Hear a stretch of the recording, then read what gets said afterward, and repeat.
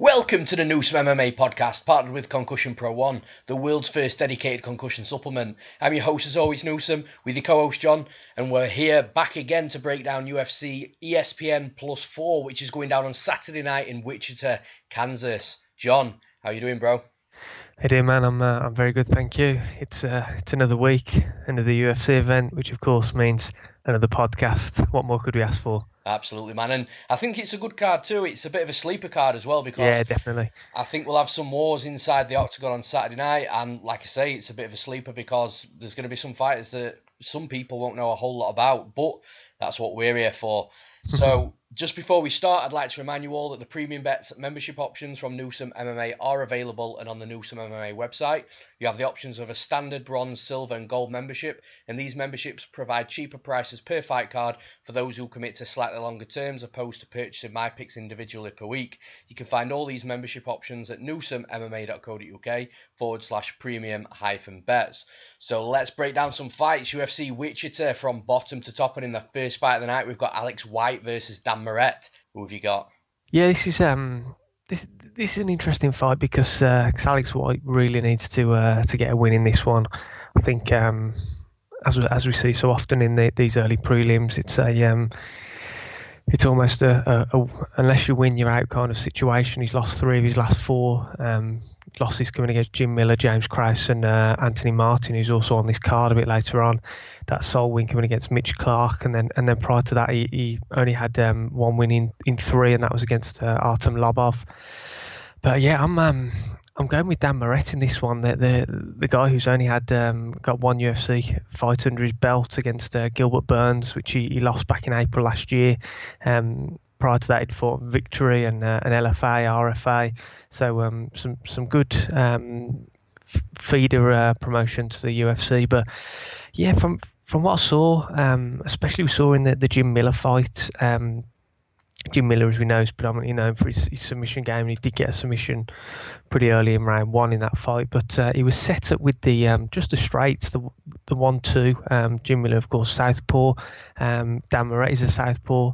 Dan Moret predominantly against Gilbert Burns through those straight shots, those 1-2s, and yeah, I can just see Moret catching him again with one of those. I didn't see a lot of head movement from Alex White in that fight against Jim Miller, and yeah, I could just see Dan Moret using the same sort of tactic, just going for them 1-2 straight down the pipe, and if White hasn't improved his head movement and he hasn't worked on that, I think it's going to be quite a tough night for him, because although Moret got finished against Burns, I was relatively impressed with him. I mean, it's a really tough first opponent to have in the UFC, in Gilbert Burns. Obviously, you can't take him down because of how dangerous he is on the mat.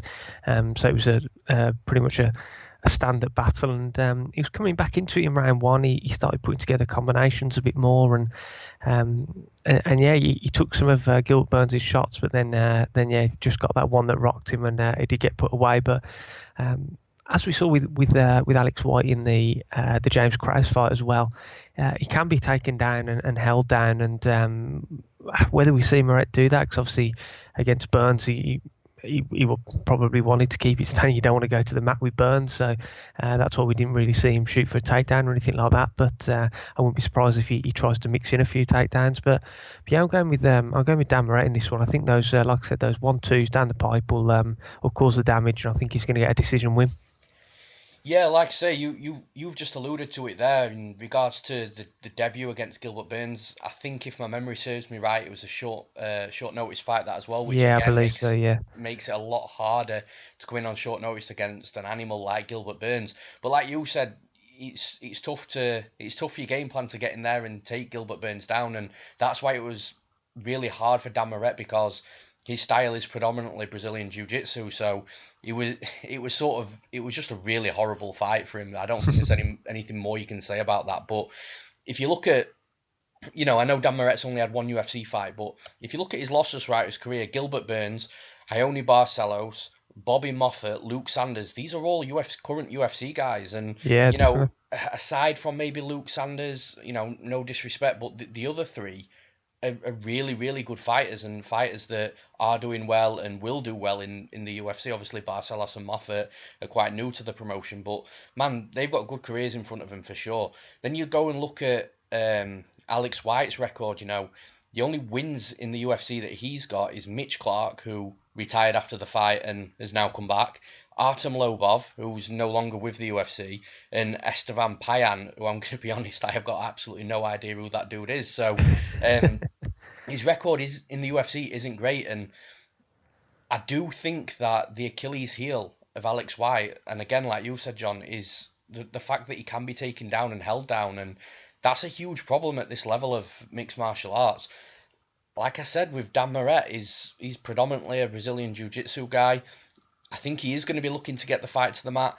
From the glimpse of what we saw against the Gilbert Burns fight, he does seem quite confident in his striking, at least confident enough to wing the shots, to close the distance, and to get his opponent where he wants him to be, which, like I say, I think is on the mat.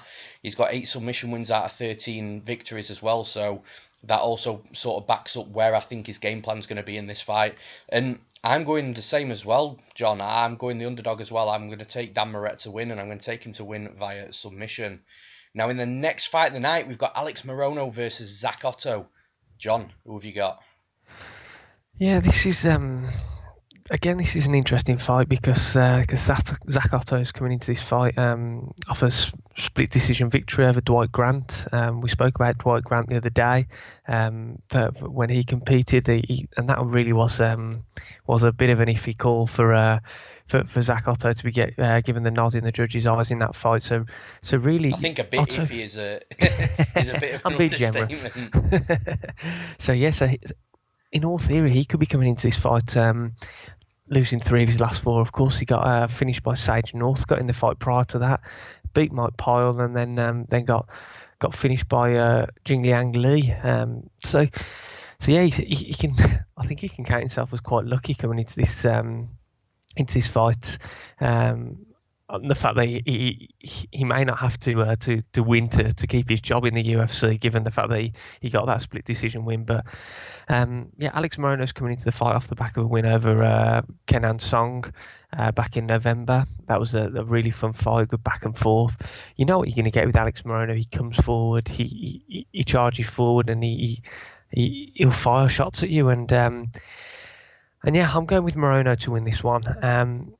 From what I've seen of Zach Ottow, especially we saw in the Dwight Grant fight, he's relatively hesitant. He throws quite often just single shots, maybe 2-shot combinations, and yeah, that last fight against Grant there was relatively little action, and I just think Morono, with the way that he fights, his style, he pushes the pace, he throws them big loop. We saw them again in the Song fight. He throws them big looping hooks, but he throws in combinations, and he'll throw 4 or 5 shots, finish it with a leg kick, and yeah, I just think that I think his pressure. I think he'll throw combinations which Ottow won't be able to keep up with. I think Ottow will get backed up, and yeah, I just see Morono putting a pace on. We've seen Morono get hurt. We saw in the Song fight that he was they were both bloodied up by the end of it, but he'll still keep marching forward. And yeah, for me, I struggle to see a way for Ottow to win the fight. Possibly catching Morono with a straight shot. I mean, he does like the front kick up the middle, whether he goes for a front kick up the middle or like say with those straight shots and just catches Morono when he's throwing one of those looping hooks. But other than that, I think Morono's just going to outwork him. I think he's just going to be too much for him, too much pressure, land the heavier shots, and yeah, I think Morono's going to win this, and I won't be surprised if he finishes Zach Ottow as well. I know he doesn't have a great deal of finishes on his record, especially since he's been in the UFC, but he does throw every shot with bad intent. We've seen Ottow finished against Sage Northcutt, against Jingliang Li, and yeah, so I'm going with Alex Morono to win this via second round knockout. Yeah, I think this is a really, really close fight, and I struggle to get a really good read on Alex Morono because sometimes he can come out and look really flat. We saw that against Jordan Meehan. We saw very little volume with the Kaita Nakamura fight as well. Really, didn't really look impressive in any of them. The Joshua Berkman fight, he finished him in round 1, but Berkman, at the end of his career, that was his retirement fight as well, I think. So that was a relatively straightforward path to victory for Alex Morono. But then in the Kane and Song fight, like, I picked Song to win that fight, and I thought Song, I thought Song had all the tools, man. But Morono looked amazing on the night. Everything was on point. His movement was on point. His aggression was on point. His counters were good. His strikes, again, moving forward and pushing Song back to the cage was good. Head movement was great. Just everything was on point for him, and it was almost like we saw a totally different fighter in that fight than we've seen previously. So I do find it hard to get a read on him. But what I do know is I know that he's a legit Brazilian Jiu-Jitsu black belt. He says that he tends to use that and rely on that as sort of a plan B if he needs to, or if somebody takes him down, because he does predominantly like to stand on the feet and strike. He, like I say, he is aggressive. He can eat punches. He will be moving forwards or trying to move forwards at all time. He will always be trying to land volume. So that's what we know about Alex Morono. Now, Zach Ottow is another pretty tough guy, well-rounded as well. He's got decent wrestling. He's got a decent ground game. He puts on a decent pace himself. He's got decent power, decent volume. He's your typical, just well-rounded fighter. He doesn't seem to excel in a particular area, but he's comfortable everywhere. I just don't think that's going to be enough, though, and I do think that Ottow could potentially be looking at maybe his decline in MMA. Only 32 years old, but his record's 17-6, so he's got a bit of mileage on the clock. I don't know sort of where his ceiling goes from here. That's what I'm trying to say. I'm not trying to presume that the decline's going to happen, but he's not impressing me anyway with his performance. Bit of a GSP quote there, unintentional. But no, I just don't know. Like you said, I just don't see where he wins this fight, because if he takes Morono down, I think Morono's going to be better on the mat. I think that Ottow tires. We've seen Ottow in previous fights. The one that stands out is the Kunimoto fight. I actually bet Zach Ottow in that fight, and he looked great for like a round and a half, maybe 2 rounds at a push. But then, man, Kunimoto, he just let Kunimoto come totally back into that fight, and it ended up being a split decision. And when you look at the first 7.5 minutes of that fight, you wonder how on earth that could have possibly been a split. He just let the fight slip from him. And if he does that against Morono, I think Morono will beat him. Definitely. Yeah. Morono will keep that pressure on. He'll eat shots. He'll stuff takedowns, or if he gets taken down, he'll get back up to his feet. I don't see Morono shooting him for takedowns. I just think Morono's going to put a lot of volume on him.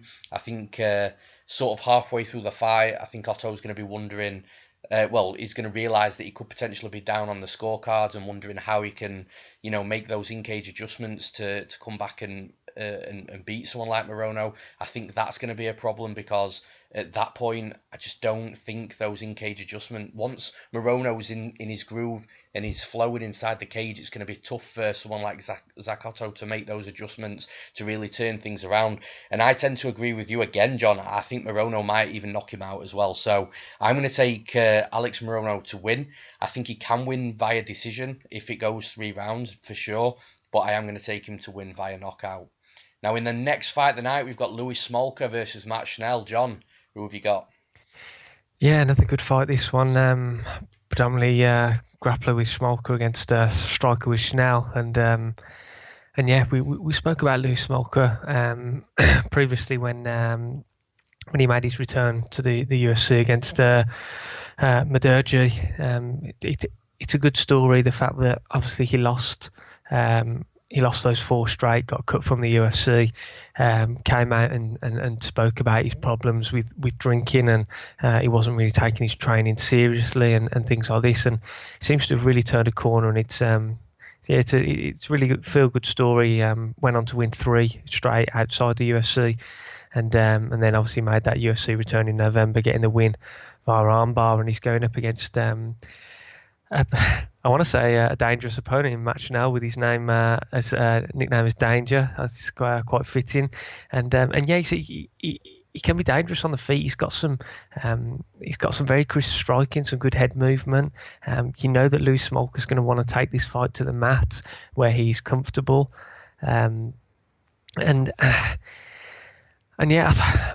For me, I do think Smolka's going to win this fight. I do think eventually he's going to be able to get the fight to the mat, and I think he's going to be able to work his submission game, which he's so dangerous at. I mean, we've seen before. We saw in the Mudurgi fight, he's not afraid to take a few shots to back you up against the fence, and then work for the takedown off the fence.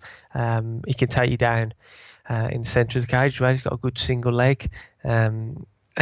And yeah, I mean, his scrambles and stuff are just crazy. We saw that in the Paddy Houlihan fight. I was at that fight in Dublin, and obviously got bumped to the main event when the main and the co-main both dropped off. But man, that was one hell of a fight, and it was a real back and forth, and he took some damage, and he just keeps coming back. And I mean, that was pre. I don't want to say training seriously, but as he said in his own eyes, he wasn't taking it as seriously as he should. So he could be a different beast. Both these guys are pretty tall, pretty long for the weight class. But yeah, I think that Smolka's going to be able to push Schnell against the fence. I think he's going to be able to clinch up, get those trip takedowns, or work that single leg like he did against Mudurgi. And then work his submission game. He's got pretty good top pressure. If he gets he's not afraid to pull guard or go for something risky, go for a leg or an ankle or anything like that. Try for the heel hooks. If he ends up on bottom, he's equally as comfortable throwing up submissions off the bottom as he is on top. And we saw against Mudurgi as well some really nice ground and pound when he was transitioning. I mean, he didn't hit Mudurgi with the ground and pound, then go for the transition. He was kind of doing both at the same time, which I think Dan Hardy alluded to on the commentary as well, said that he was very impressed with how he was combining the two together and really getting Mudurgi thinking. So as long as Smolka gets his fight to the mat, I think that he will win this fight. But obviously that's the if and the big if, because if Schnell can keep this standing, I think Schnell is the better striker, and I think he'll light Smolka up on the feet. But if we can't see Smolka get the takedown in the first round, I wouldn't be surprised if we see him try to pull guard or, like I say, go for an ankle or something like that, just to get the fight to the mat. And yeah, I think it's going to be a fun fight. I think it's going to be a fun fight, lots of scrambles, lots of action. There's very rarely a boring Louis Smolka fight. But yeah, I'm going with Louis Smolka to win this fight. And I think he's going to get another submission. I think he's going to get him down in a second round, possibly. Work for the transitions, work to a better position. And maybe Schnell will give up his back or something, going for trying to get the fight back to the feet, and Smolka grabs the neck, snatches the neck, and gets a choke. But yeah, I'm going with Louis Smolka to win this fight via submission. Yeah, this is the first one I'm going to disagree on, man. Like, I think the Smolka and Mudurgi fight is a bit deceiving, because Mudurgi was really green, and his deficiency in his MMA game was getting taken down and getting worked on the mat. And you know, he was a great striker, but Smolka sort of knew that, and that's why he was constantly trying to get the fight to the mat, where he knew that his top side game was better, his scrambles were better. If he did end up on the bottom through a scramble, he could sweep and reverse. I think Mudurgi in hindsight was a very, very good fight for Smolka, and especially one to get Smolka back in the win column in the UFC. So Matt Schnell's just a totally different fighter, though. I think that he can be taken down for sure, but I'm not convinced that Louis Smolka's wrestling and takedown game is good enough to get Schnell down often. And Schnell's a good scrambler himself. You know, he's always quick to bounce up to his feet. Now, again, like most fights that I tend to break down with the takedown, the guy that needs the takedown and the guy that needs the top control, is if Smolka can get Schnell down, he's got to take him down, he's got to get past the crazy scrambles, and he's got to settle in position on top. And at that point, I think Smolka can really start working Schnell. But I think that's easier said than done, because like I say, Schnell doesn't lay flat, he doesn't stay still, he is constantly trying to work, and like I say, he's got good scrambles himself and can get back up to his feet.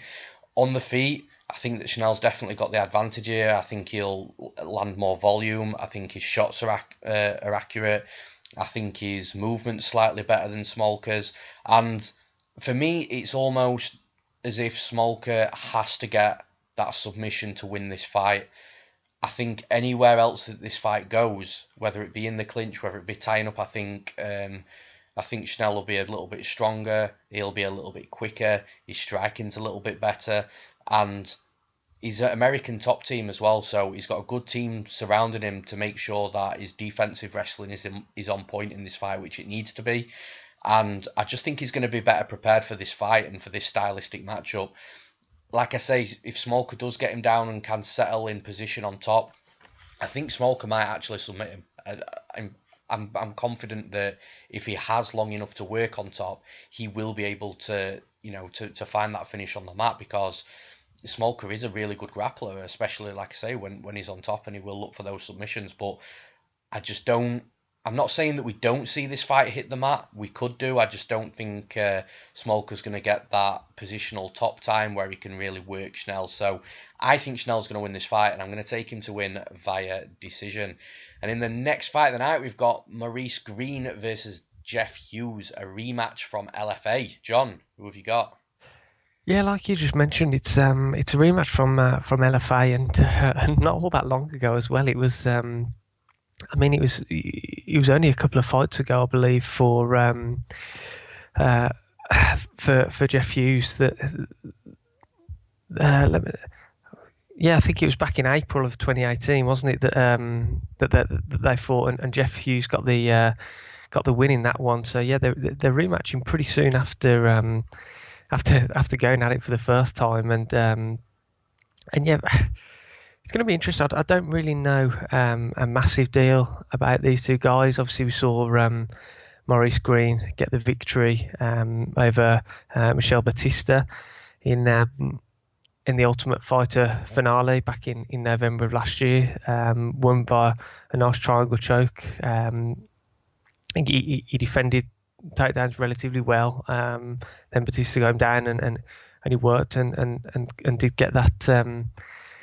That very, very slick triangle, which we mentioned, I think it was last week, that you don't tend to see as many submissions like the triangle and stuff in the UFC. They tend to be slightly higher level fighters, and they tend to be able to fight, work their way out of those and know how to defend the position. So, yeah, very nice triangle. But yeah, Jeff Hughes was fought on Dana White's Contender Series in July of 2018, July of last year, and he just looked far better than Josh Aspelt in that fight, and Aspelt didn't really cause Hughes any trouble. Hughes was pretty relentless with the takedown attempts off the cage. He was taking Aspelt down, and then he just started beating him up and got that finish late in the first round by the nasty strikes on the ground. Then I remember if I remember rightly, he got back to his feet, and then he put him away. But yeah, from what I know about these two guys and from what I've seen, I think this fight's going to go the same way that the first fight went. I think Jeff Hughes is going to get the win. He looked like he had pretty decent takedowns, especially off the cage, and we saw Greene get taken down by Batista off the cage in his official UFC debut. And yeah, possibly Greene throws something up off the bottom. I'm not sure. I don't know whether he'll be able to catch Hughes with something like an armbar or a triangle like we saw in that Batista fight. But yeah, I just think Hughes will be able to pressure him the way that he pressured Appel in the Contender Series fight, and back him up to the fence and and just grind him out, takedowns, clinching, heavy on top, get the ground and pound when he gets the chance, and yeah, I wouldn't be surprised again if he goes to a decision and he gets the decision win. So yeah, I'm going with the same result as their initial outing last year, and I'm going with Jeff Hughes to win via decision.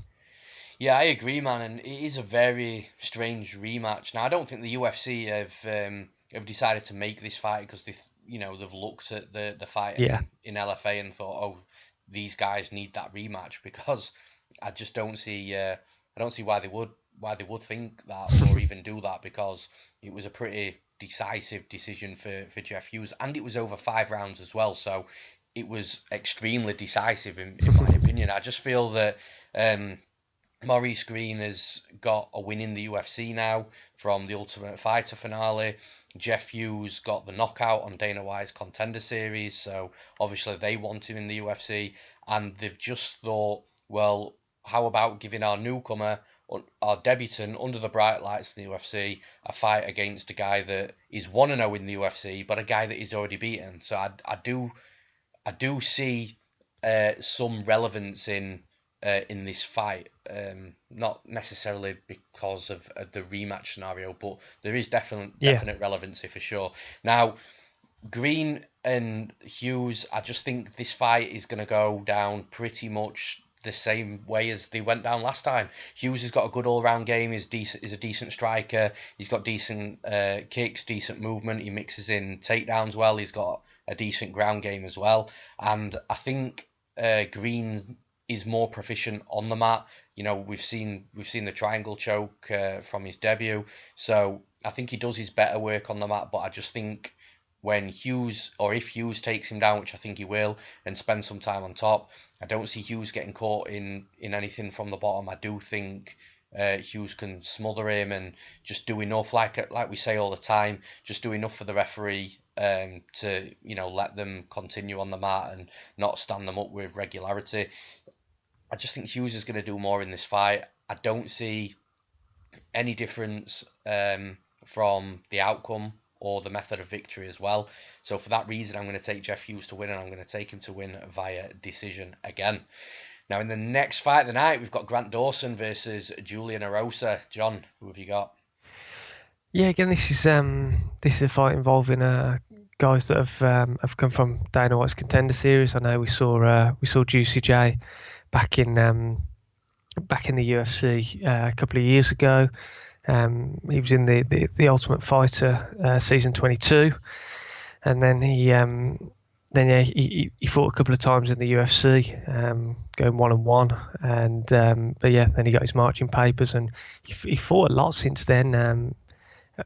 We mentioned this before his Devontae Smith fight, that he got a lot of fights under his belt in those 3 years that he was away from the UFC.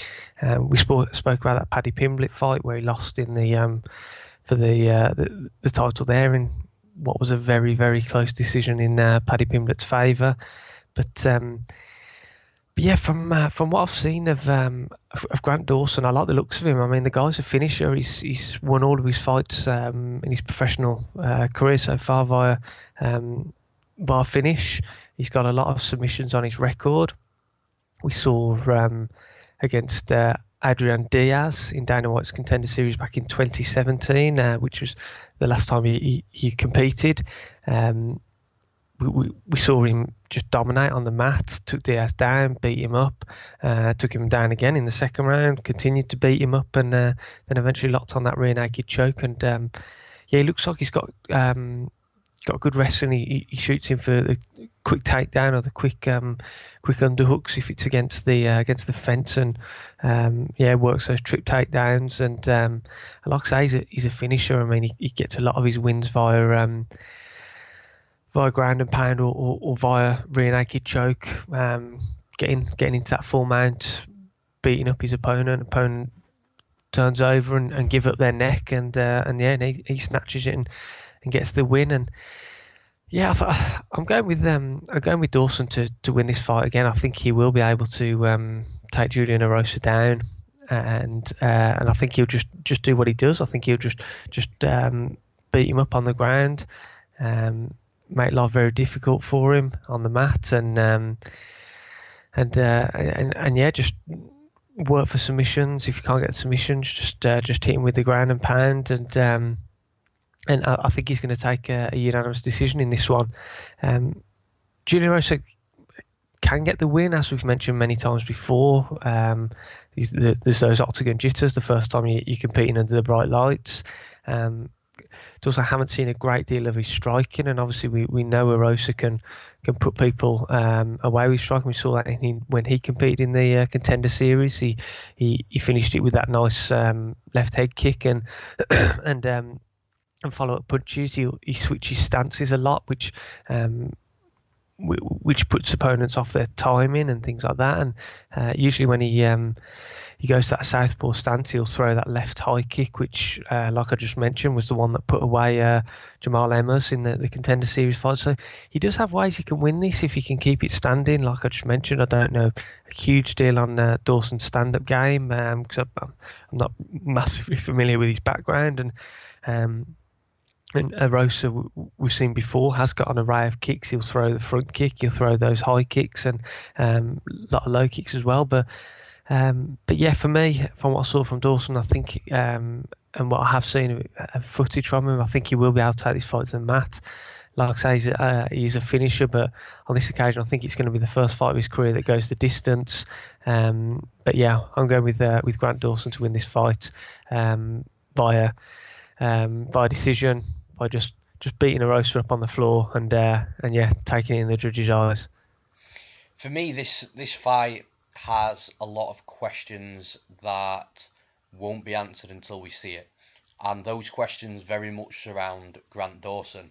Now, let's talk about the striking for a start. Now, Grant Dawson, from the tape that we've seen, he doesn't look like he's got the best striking. He can look a little bit uncomfortable, but the striking that he does use, to me, is not with the intent of being technical, to piece somebody up, to out-volume them. The striking just seems to be there to aid his predominant style, which is closing the distance, grappling, getting his fighter to the mat. And I've said this time and time again in previous podcasts, you know, the one example that I tend to use a lot with this type of style is Alan Patrick, who, again, doesn't have the best striking, but it's not for the purpose of out-striking someone. Like I say, it's for that purpose of closing the distance, backing his opponent up and engaging in the clinch where the grappling can commence. Now, looking at the striking of Julian Erosa, his fundamentals are there. They're a lot more developed than Grant Dawson for sure. But then on the negative side of that, in Erosa's last fight with Devontae Smith, I was watching it with a friend of mine over at his house for that UFC, and I actually called it about 10 seconds into that fight. Erosa was throwing, naked kicks. He was keeping his guard down, and I actually said to my friend at the time, like I say, about 10 seconds in, I said he's got about two or three more of those kicks and he's going to get knocked out, and that's exactly what happened. So, although Erosa has got the fundamentals, I just feel that those fundamentals can drop off and can slip at times. But can Grant Dawson, take advantage of that with his striking? I'm not really too sure. Now, when it comes to the grappling, is also interesting as well, because Grant Dawson has looked like he's got good takedowns. Like you said, he's got good trips, and he has got the single and the double in his back pocket as well if he needs to. But Julian Erosa is a vet man. He's experienced, and we don't see him taken down too often. He can be taken down for sure, but when he is taken down, he doesn't, like I say, he's a veteran. He doesn't just sit there lie there on his back. He will be working. He will be trying to get back up to his feet, or just doing something to defend himself. Now, with Dawson's last fight, his opponent, just in the Contender Series, he just let Dawson just sit in guard and just rain down strikes and ground and pound on him. And Erosa, I just don't see that happening in this scenario. So again, there's just a couple of questions now. The main ones for me is, well, first of all, in regards to Dawson never going to a 3-round decision. The reason why that's such an issue in this fight is because if Dawson is going for takedowns and he's struggling to get Erosa down, and Erosa is defending the takedowns well, doing everything that he should be doing, wide base, underhooks, fighting them off, making Dawson throw these strikes again to come in, clinch, and start grappling. If Dawson's really unsuccessful, especially early on with getting Erosa down to the mat, because I assume that's his game plan, it's going to tire him out. We see it time and time again where the grappler comes in, they might get a takedown, their opponent might stand straight back up, or they might not get the takedown at all. But when their opponent's making them work to get the fight to the mat and to get in position and settle on top, it can have serious effects on your gas tank and your cardio. So that's question number one, because we haven't seen Dawson go 3 rounds. So I'm not convinced that, and I'm not unconvinced either, I just don't know whether his cardio and his gas tank is good enough to go 3 rounds. Should Erosa put up a defensive fight from the wrestling perspective, which I definitely think that he could do, especially early on. Now, the other question mark on Grant Dawson, it's actually a positive one, because we haven't seen him in just short of 12 months. In just short of 24 months, in 2 years. So how many times have we seen lately where a young fighter, because he's only 25, so the last time we saw Grant Dawson in a cage, he was 23 years old. He's with James Krause, training closely with him every single day. James Krause, again, a veteran of the sport, well versed in every area and aspect of MMA. So how much has Dawson improved in those 2 years that we haven't seen him in the cage? And I'll give you a couple of examples straight off the bat. In fact, both of them I lost bets on as well, which is ironic. So the first one is Laureano Staropoli, who fought at UFC Argentina against Hector Aldana. Now, that guy looked trash on his tape, yet he came in looking like a completely different fighter. Good fundamentals, good cardio, good technique, all the things that... good takedown defense as well. All the things that we definitely didn't see in tape. 2 years out, and he came out looking like a totally different guy. And the next example I'm going to use is Nordiev against Prazeres. Nordiev again.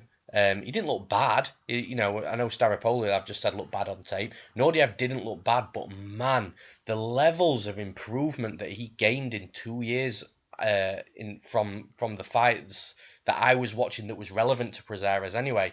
Over those 2 years, the difference was just unbelievable. It was so remarkable that he came into the UFC on his debut and took out an absolute beast in Michel Tractor Prazeres, who was tearing through some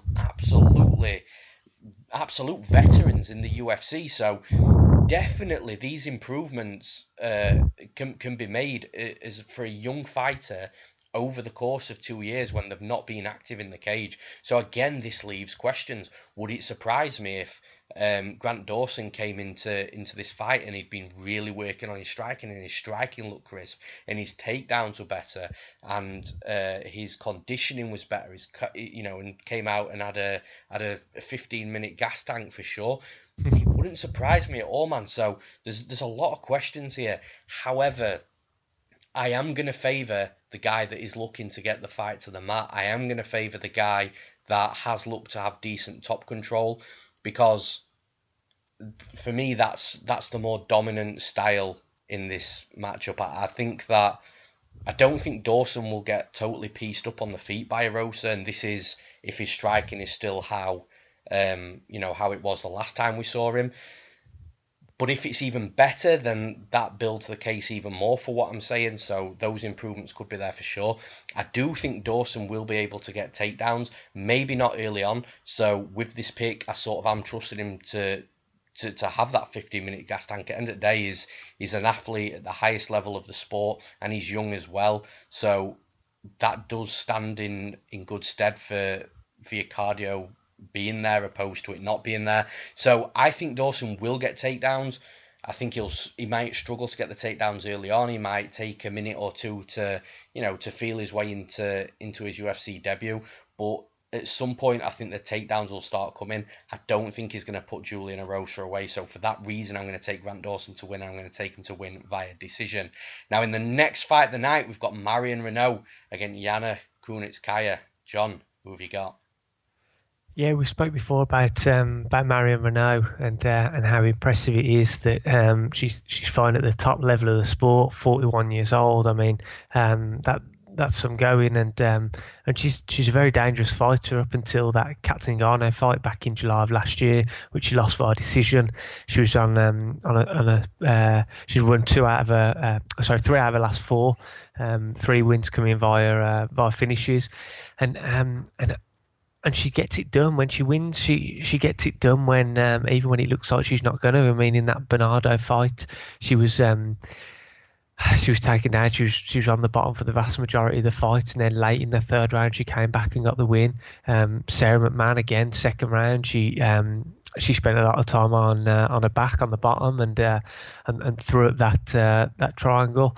And locked on and forced McMahon to tap, and that's where she's dangerous. I mean, we mentioned it in the Katzengano fight. I think for that fight, we both picked Katzengano because of how heavy her top pressure is, and she's been around for a long time. She's not one to fall into submissions, and yeah, I see this fight going in a very similar vein. I mean, Kunitskaya, from what we've seen of her, her UFC debut was against Cyborg, so you can't really take that into consideration because Cyborg and Nunes are two different beasts in the women's game, I believe. But then when we saw her against Lena Landsberg in her last outing in October, she won the unanimous decision, and yeah, she worked well against the cage. She worked well in the clinch. She got takedown. She had some top time against Landsberg, landed some ground and pound, and I think, yeah, like I say, I think it's going to go in similar fashion, and I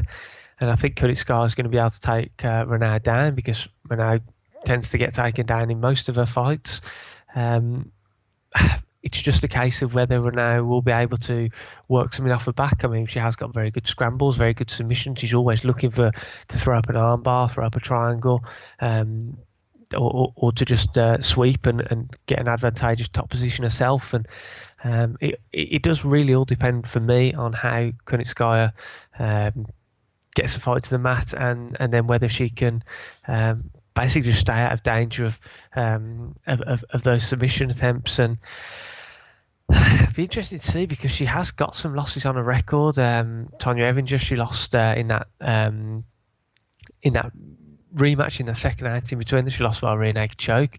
She also lost at ACB 32 against Doshikova via armbar in the first round. So she's susceptible to losing via submission, and that's why it's for me this is a really tough one to pick because part of me thinks Kunitskaya will be able to do enough to keep Reneau down and not give up a submission and not lose the fight and subsequently win via decision.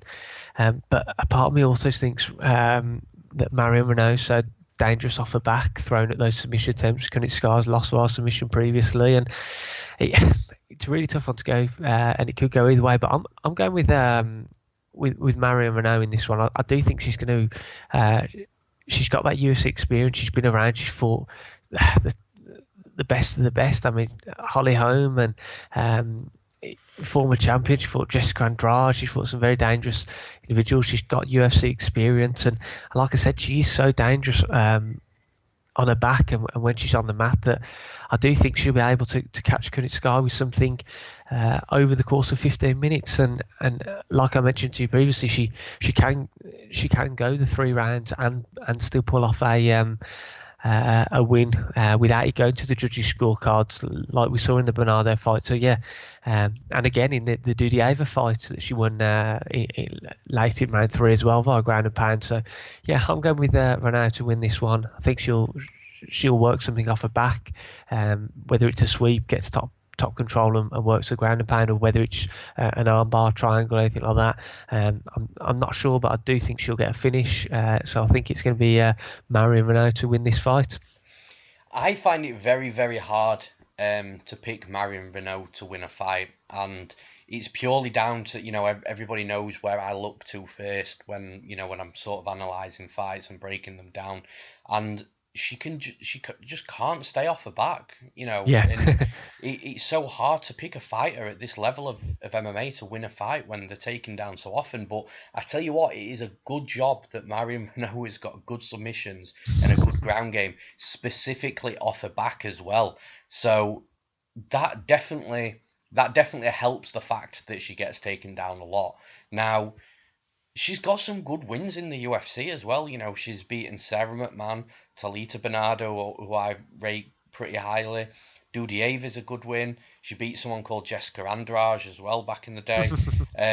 Alexis Dufresne. She's got some really, really good wins under her belt. And like I say, it's just it. And you've alluded to it as well. It's a tough fight to call because like I say, she gets taken down a lot, but she can work off her back, and she's got some good wins in the UFC. So for me, I do see Kunitskaya having some advantages in this fight, but it all comes down to the game plan, in my opinion.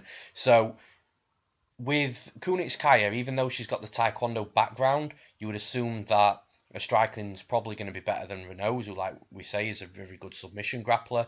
But Reneau's making strides in her striking as well under Master Rafael Cordero over at Kings.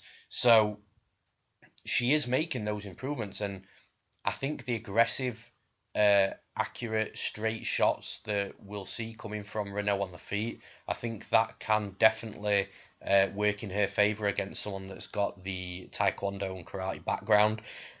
For me, Kunitskaya has got to close the distance. She's got to, because she's strong as well. She's deceptively strong. You wouldn't look at her and think that she's got the strength that she has. She needs to pin Reneau against the cage. She needs to make sure Reneau's back is against the cage and she doesn't get turned. And she needs to beat her up in the clinch again, like I keep saying, just doing just enough for the referee not to break them. Now, she can take her down to the mat, and if she wants Reneau down to the mat, she's probably going to be able to get her there as well. But like I say, that's a danger. I do think Kunitskaya's got a decent top game, so I'm not 100% convinced that Reneau will sweep or submit from bottom. And Kunitskaya's got good cardio as well, and I think better cardio than Reneau. But for me, the game plan for Kunitskaya to come out here and beat someone like Reneau, if I was a coach, I would be telling her just to get to that clinch position, close the distance, get a hold of Reneau, pin her against the cage, and beat her up without taking her to the ground. Maybe do that later on in the fight, sort of late second, early third, if it goes that long, because by that point Reneau might be a little bit more tired. The takedown will become a little bit easier. She'll be less dangerous off her back because, like I say, the gas will be taken out of her, or should be by then in that scenario. And for me, that's how Kunitskaya wins this fight. And it's, to some people that might be sort of a boring approach to a fight, and I sort of understand that take a little bit, but this is a cutthroat game, man, especially when you're in the UFC, and I do think that this can propel Kunitskaya massively with a win over Reneau under a belt. And I do think she's going to do that. I've got a funny feeling she's going to pin her up against the cage and she's just going to keep beating her up and beating her up. The referee might break him at some point, but then she'll get straight back to it again, close the distance, get Reneau's back against the cage again and keep beating her up. Just rinse and repeat that. And I do feel that late in the second or the third round, she will start getting the takedowns, and at that point she'll be able to control the fight and see out the fight over 3 rounds. So I'm going to pick Yana Kunitskaya to win, and I'm going to take her to win via decision. Now, in the next fight of the night, we've got Anthony Rocco Martin versus Sergio Moraes. John, who have you got? Again, another really fun fight, like you alluded to at the very start of this podcast. There's a lot of exciting fights on this card that I think people are forgetting about, and I think this is going to be one of them. Anthony Martin is a very dangerous guy. He got that very, very good win over Jake Matthews in his last fight back in December via the Anaconda in the 3rd round. Prior to that, he defeated Ryan LaFleur with that big head kick and follow-up punches. Interesting that both those finishes came in the 3rd round, as did his finish over Felipe Oliveira back in 2016. Again, that was a 3rd round finish. So he's a dangerous guy throughout the fight. He's not one that you can sleep on at all, or think or cruise against. If you're up 2 rounds, this guy can pull it back in the third round. So Sergio Moraes has to be on top of his game for the entirety of this fight, and we know what we're getting with this guy. He's a very very decorated grappler, fantastic on the mat. If the fight goes to the mat, he's dangerous. We saw him finish Ben Saunders with that arm triangle in his most recent outing back in September last year. He's got wins over Tim Means, Davey Hamos, Zach Ottow, Omari Akhmedov. I mean, he's got some very good wins, and the thing that you quite often see with the guys who've got such dangerous ground games, like Moraes and similarly Gilbert Burns, who we mentioned earlier in the podcast, that they can just throw health leather on the feet because they don't have to really worry about someone shooting underneath and getting a takedown. And yeah, Moraes just throw some heavy leather. We saw that in the Ben Saunders fight. And he does have finishes with strikes on his record as well. But for me, I think Anthony Martin's going to win this fight. I think he'll be able to avoid the takedown, so he'll be able to keep this fight standing. He has got pretty good scrambles as well if it does go to the mat. Against someone like Moraes, though, it's a dangerous game to play relying on your scrambles if you get taken down. So lesson number one, just don't get taken down at all. I think he will. He throws a lot of those 1-2s. He's got. We mentioned previously. I think it was Ed of the LaFleur fight on that podcast that he stays at range very well. Keeps his distance. He gets in and out quickly, and as long as he can keep circling off the fence and keep the fight in the centre of the octagon, I think he's going to pick Moraes apart on the feet.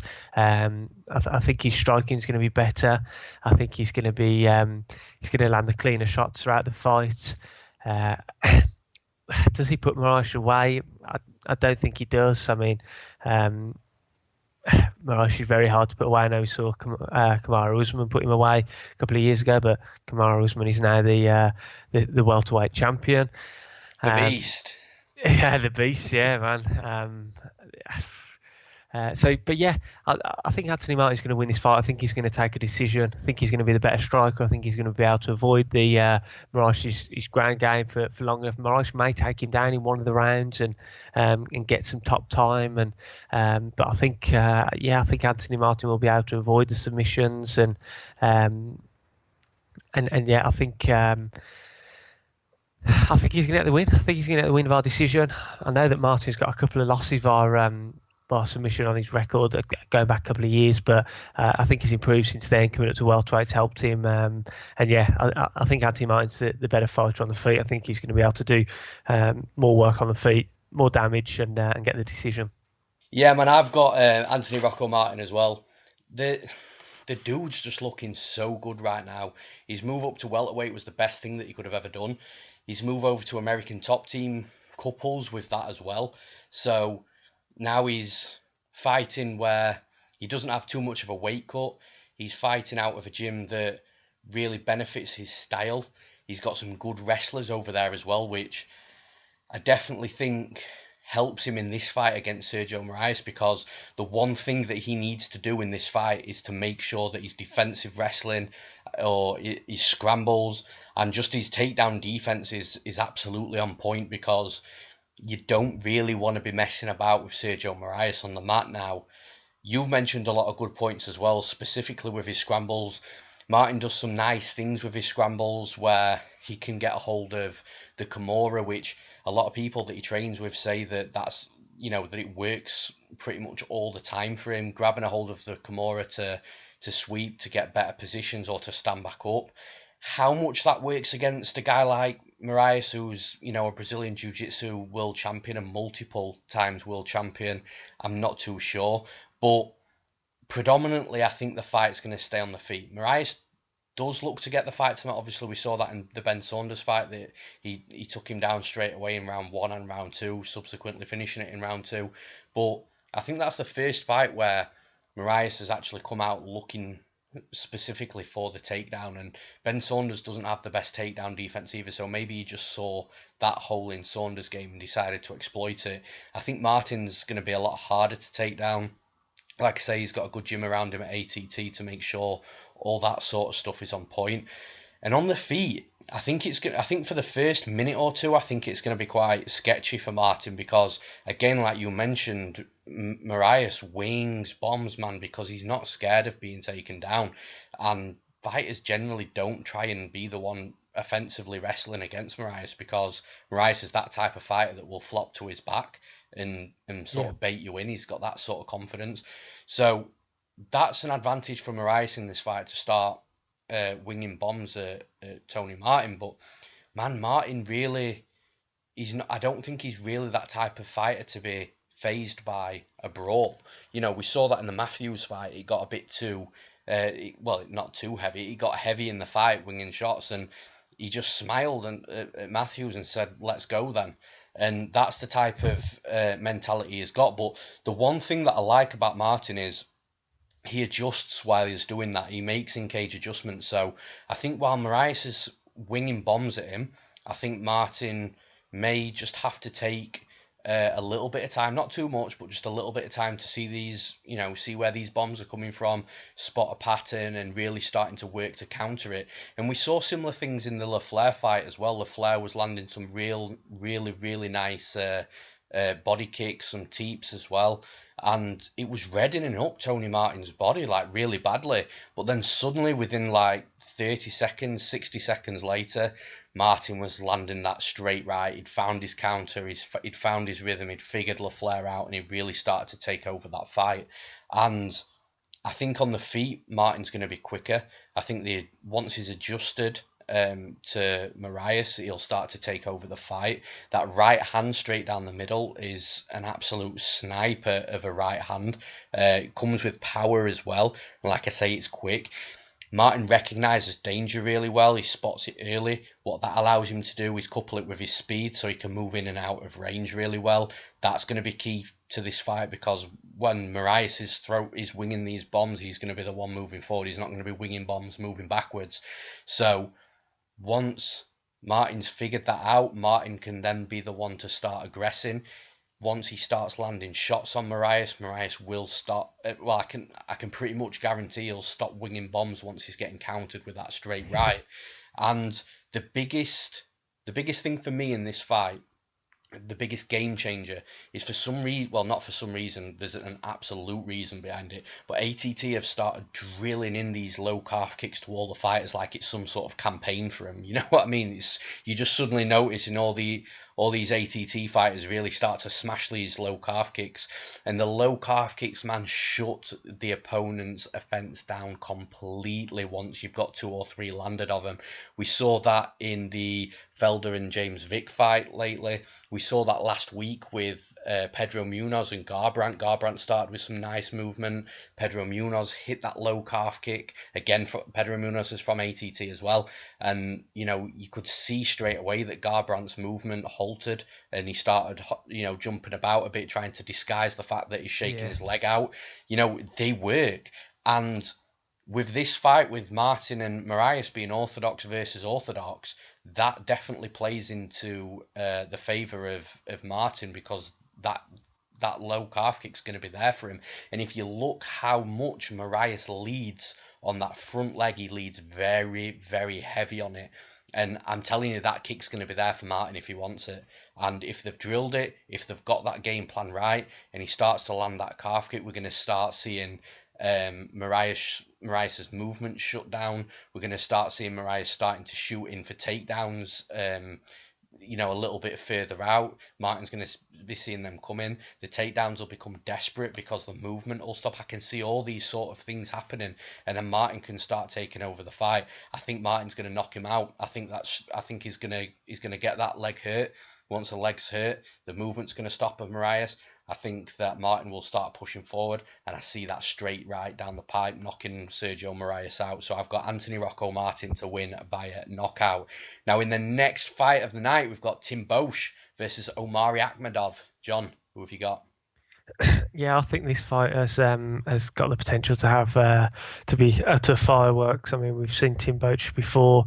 He adopts that Cody Garbrandt mentality: kill or be killed. Pretty much every fight he's in. If he doesn't finish you, he gets finished himself. I mean, we're going back to 2013 when any of his fights, win or lose, went to the judges' scorecards. I mean, this guy's a beast, and yeah, he'll throw hell for leather and be willing to take it back to try and get that win. Omari Akhmedov is a very similar fighter. I know he's moved up in weight, and he's quite recently he's come back up to middleweight.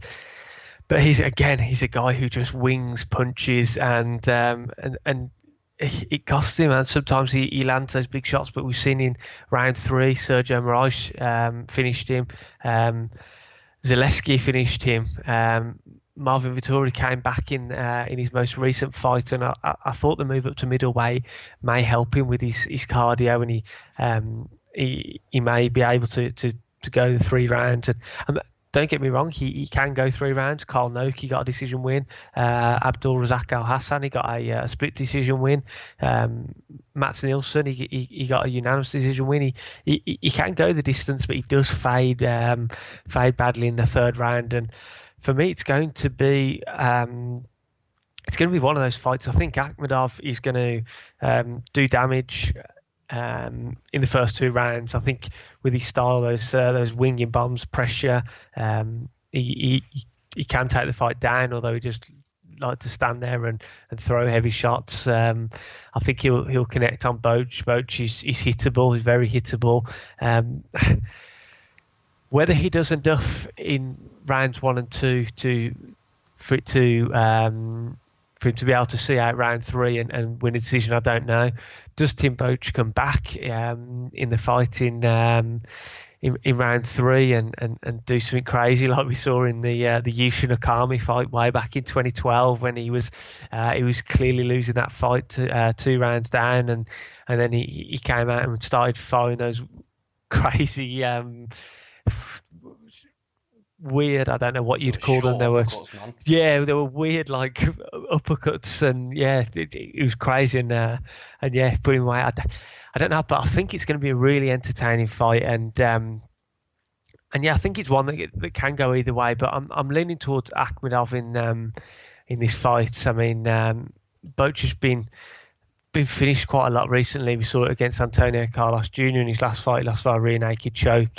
After getting hurt, Jacare Souza got him in there and caught him in that Kimura in the first round back at 208, UFC 208.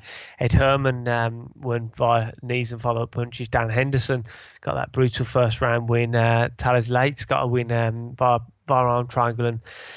And yeah, when you look at his wins over the last few years, Josh Salmon, he defeated back in 2016.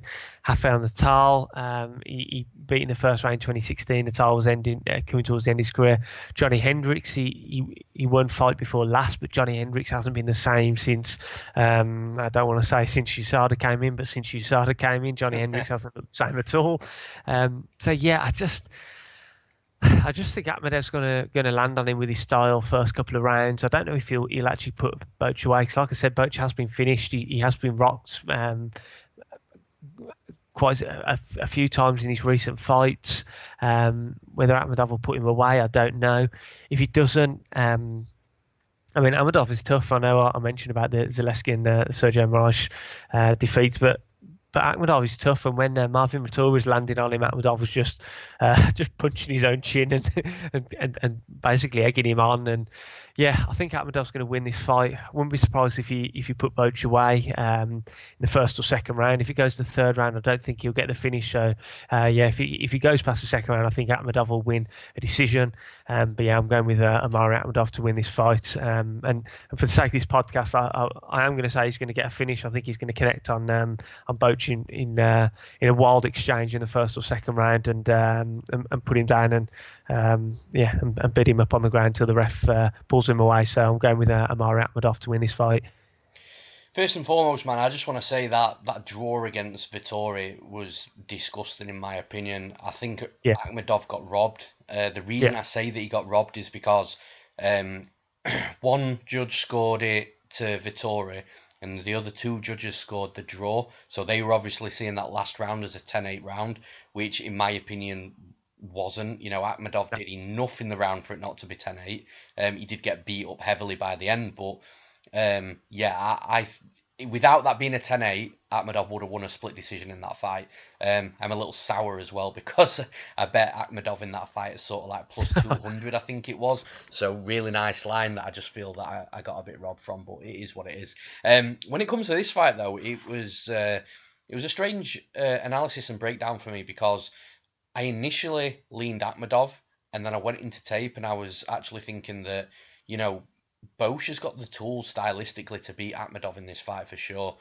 Now, the gas tank thing is was concerning for me with Akhmedov. You know, he's gassed before down at welterweight. He took the move up to middleweight to fight Marvin Vettori. And initially, I remembered that Akhmedov just went crazy for 2 rounds and then gassed himself out. And then, you know, it was the same old Akhmedov basically. Then I thought, you know, is it the muscle mass and is it that extra muscle in the first time of him being at middleweight that he needs that adjustment. Now he's felt his body at middleweight and he's done a cut and he's done a training camp. Could it be a little better this time? And actually what I saw, and this isn't concrete, this is just a belief that I've got. In that Vettori fight, Vettori locked in a very tight triangle in the second round, I think it was. And I'm telling you, it was very tight to the point where I thought that Akhmedov was going to tap. It was locked in, he was squeezing. You could see that, you know, Akhmedov was grasping for breath a little bit. And my opinion is, I think that's what gassed Akhmedov out. I think that took a lot out of him because up until that point, he was relatively okay in regards to his cardio. It wasn't until right after that where he was really starting to tire. And I've got a funny feeling that his gas tank could actually be okay at middleweight, especially now, like I've already said, he's had a fight at middleweight, so you know, he's seen what his body's like at 185 pound. I think he might actually be okay in regards to his gas tank. I could be wrong, like I say, I'm just calling it as I see it. I just think it was that triangle that gassed him out. But Akhmedov's style is to rain forward, wing bombs, land on his opponent as much as he can, hunt for the opportunistic takedowns. Now, the reason I think this is a good stylistic fight for Tim Boetsch is because he's a D1. He's got his D1 wrestling background. He was defending takedowns really well against Josh Saman. He has been taken down, you know, he got took down by Jacare, but initially he was defending the takedowns from Jacare. The reason he ended up getting taken down in that fight was because Jacare just kept clinging to him when he stood back up, and Jacare eventually moved round to the back and took him down that way, similar to how Jacare took down Whittaker in their fight. So yeah, I feel that Tim Boesch's takedown defense is actually okay. And if Akhmedov comes forward winging bombs at him, he leaves a lot of openings. And Tim Boetsch, like we saw in the Yushin Akami fight, he doesn't need a big bomb to knock you out, you know. I've got a funny feeling if Akhmedov's winging these bombs over the top, Boetsch is just going to come inside with something short. And, you know, we know Akhmedov's tough. We know he can take a punch. But I genuinely don't think he's ever been hit as hard as what Tim Boetsch can hit, which, you know, is a red flag for sure, because it's a question that, again, we won't see answered until after the fight. So, yeah, I think stylistically Tim Boetsch is, you know, this is a decent fight for him. Now, the other side to this is in regards to what Tim Boetsch is going to do if he is on the back foot, how he's going to defend. But then, again, when I was looking at the tape, he moves pretty well for a big guy. You know, he does keep his hands low, that's a worry, but his head is off the centre line. His movement from side to side is pretty good. He moves pretty well for a big dude. You know, this guy used to fight at light heavyweight. So, like I said, everything surrounding this fight, I was really favouring Tim Boetsch. Now, I'm going to let you into a little secret here because I was ready to bet Tim Boetsch at this point. I I've just been banned from BetVictor, so I couldn't get access to the plus 175 line. So I just found out I was banned from BetVictor. They cancelled, they closed my account after Maheta Santos knocked out Jan Blachowicz. So put them out of business. Yeah, for sure, man. So then I was looking at a plus 150 line, and I still like that line. Now, I want to give a quick shout out to James Lynch, who does some amazing stuff, man. Is the best in the business when it comes to interviewing these fighters, making sure that we've got content each fight week where we can listen to what a fighter's been up to. And he actually sent me an interview with Tim Boetsch. So I was watching the interview, and there was a lot of concerning things, man. And things I don't normally take too much into consideration what I hear on interviews, but the stuff that I heard from Tim Boetsch in this interview instantly made me stop the thoughts of betting Boetsch. And I'll tell you what I heard.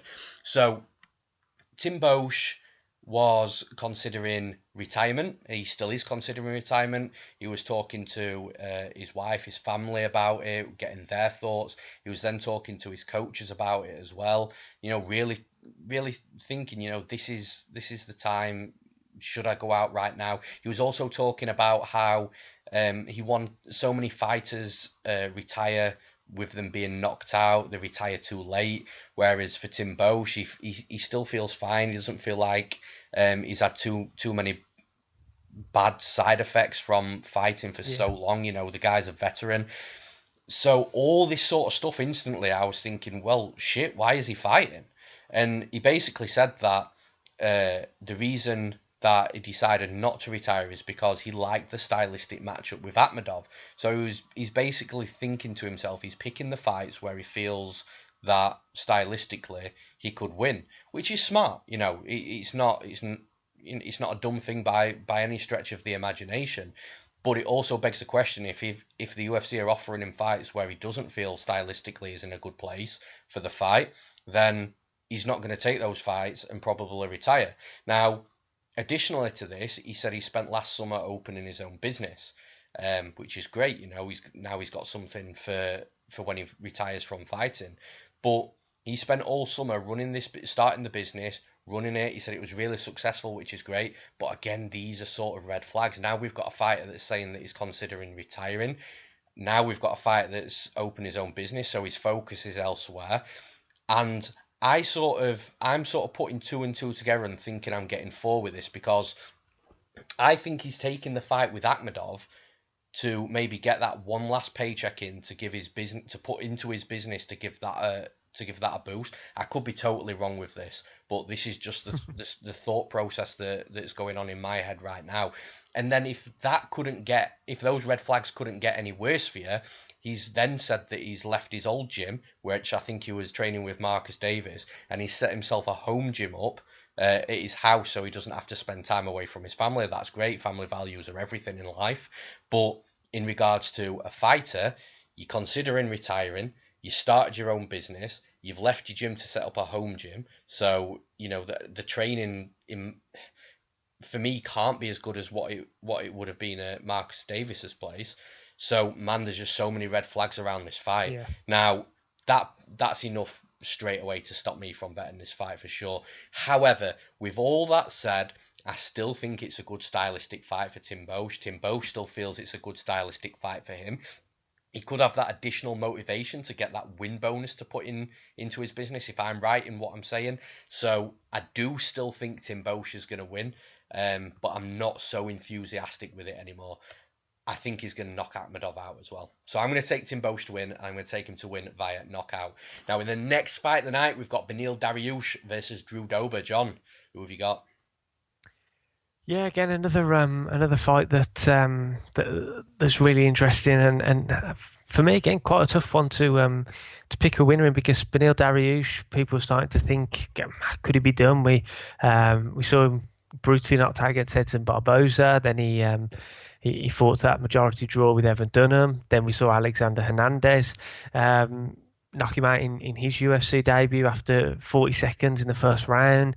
And yeah, people are starting to write Dariush off. I mean, he's still only 29 years old, and people are saying he's on the decline and he's could be the beginning of the end. But then he got that win over Thiago Moises by decision back in November last year, and he did what he does best really in that fight, and that was grind out a win. I mean, he didn't give Moises any space to attack on the feet.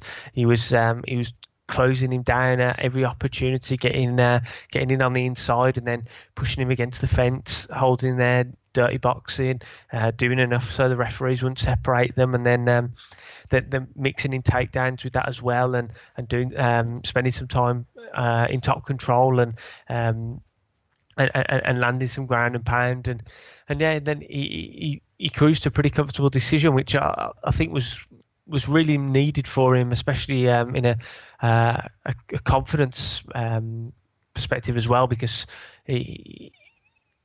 fighting's a confidence game. We see people when they lose one fight, they go on to lose 2 or 3 in a row sometimes, and it can affect you mentally. So I think that was a very important hurdle to get over, and I'm glad to see that he did. Going up against Drew Dober, who's again he's a dangerous guy and a very well-rounded guy. He's we see this a lot with people now. They're just so comfortable everywhere, and this guy's he's got good wrestling, he's got good striking, he's got power in his hands. He beat Josh Burtman with strikes in the first round at UFC 214. He beat Jason Gonzalez via first round at UFC 203. He's got some good wins on his record. Jamie Varner, Scott Holtzman, Frank Camacho, John Tuck in the most recent fight, and so I think this is going to be a really fun fight, really interesting fight. Drew Dober doesn't take any back steps either.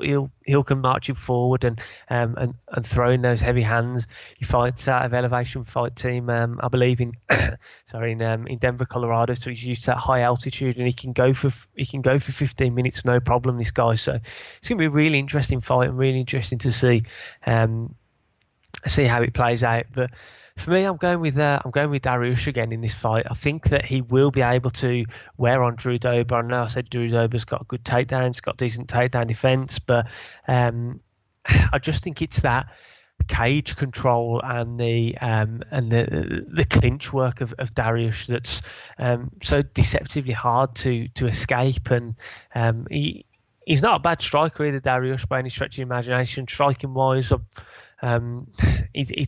it's pretty similar. They've both got finishes with their hands, and I think Dober does wing his shots a little bit more. He's a bit more wild with his striking, but I wouldn't say there's a great deal between the two. Maybe Dober just edges the striking, but yeah, I think Dariush's striking is okay to get him into the positions that he wants to be in, and that is against the cage, and that is being very, very clinch heavy and pressing Dober against the cage, holding him there and wearing on him dirty boxing, and just making it an ugly, scrappy fight. I mean, like I said in the Moises fight, that's he executed his game plan down to a T in that win, and I think he's going to try more of the same. I think he's going to be able to do it. I think he's going to get the win. I think I think he's going to make it back-to-back victories, and I think Dariush is going to get the win via decision. Yeah, I agree, man. Now, with Dober, it's really hard to believe that the dude's been in the UFC for 6 years and he's had 11 fights. It's absolutely crazy. I was looking at it today and I was like, this is mad. And the fact that he's older than Dariush as well, I thought, for some reason in my head, I thought he's maybe like 26, 27, and he's a year older than Dariush, man. It's nuts. Yeah, it is. You took the words right out of my mouth. It's absolutely nuts. The dude's a veteran, an absolute veteran, but you can see his progression, man. And like I say, he moved over to Elevation Fight Team over in Denver, and it's really brought his game on, specifically from the wrestling perspective. I'm pretty sure he was like a junior Muay Thai champion or something like that. So he has got legit Muay Thai. His striking is accurate, it's sharp, it's quick, and it comes with power as well. Now, this is for me where he should be looking to take this fight and beat Dariush, because he has to be the one being the aggressor in this fight. Now, I bet Thiago Moises in that fight, and honestly, it was that type of fight that is just so disgusting to have a bet on, to watch your fighter just get mauled for 15 minutes, knowing that after like 2 minutes of the fight that he's lost, and probably lost a 15-minute decision. But Dober can't allow Dariush to do what he did to Moraes. Dober's got to be the one being the aggressor, like he was against Jon Tuck, using kicks, really backing Dariush up with his strikes, his powerful, accurate strikes.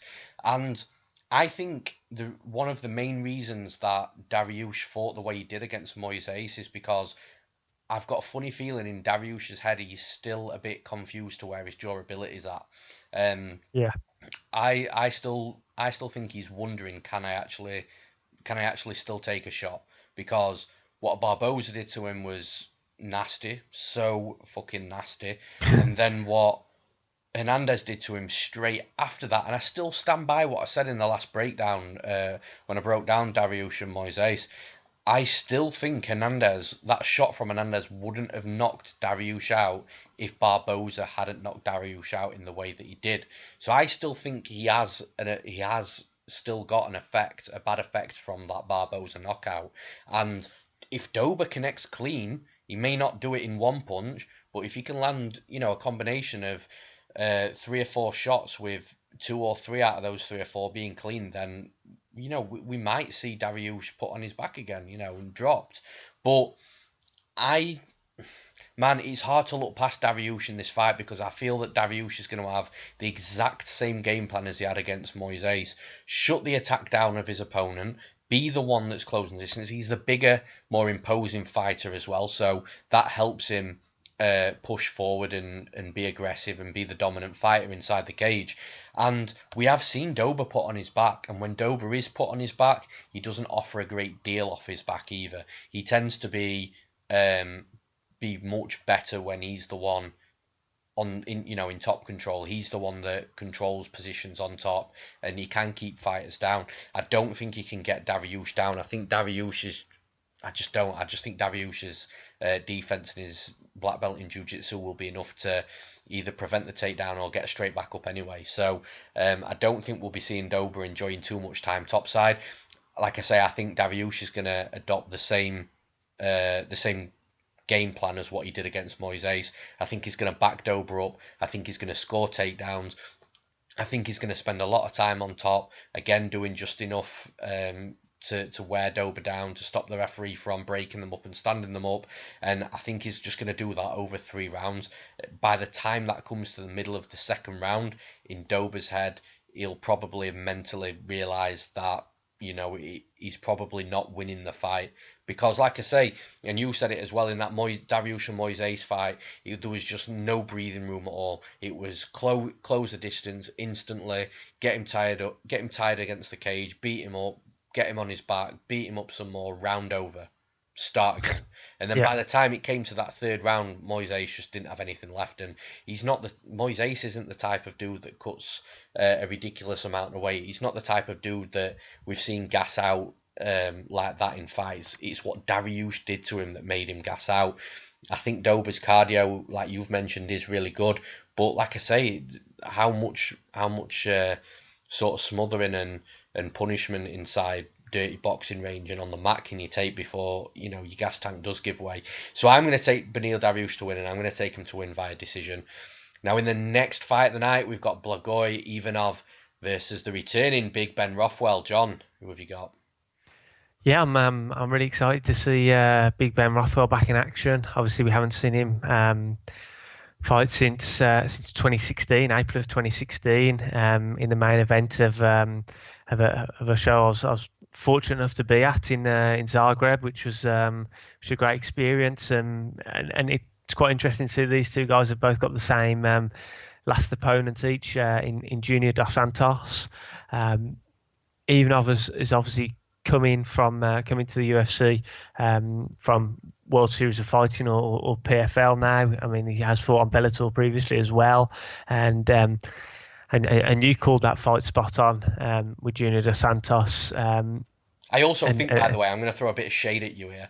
I think out of all the picks we've ever made on this podcast, I think that may be up there with the worst prediction that you've ever made, because it was Man, in my eyes, it was so clear after watching tape, and obviously what Dos Santos did to him was just, he was never in any trouble. So there's a bit of shade for you there.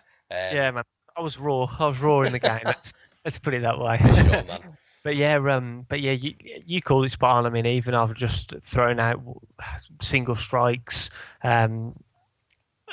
From what I saw, he does only tend to flurry when he has his opponent hurt and when their back's against the cage. But yeah, too often it was just very hesitant single strikes. I think this fight could be quite tentative because obviously Rothwell coming back after nearly 3 years away.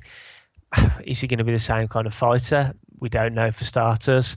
Ring rust, obviously we don't. We've mentioned before. Some people believe in ring rust, some people don't. But whether that will have any effect on Ben Rothwell, we don't know.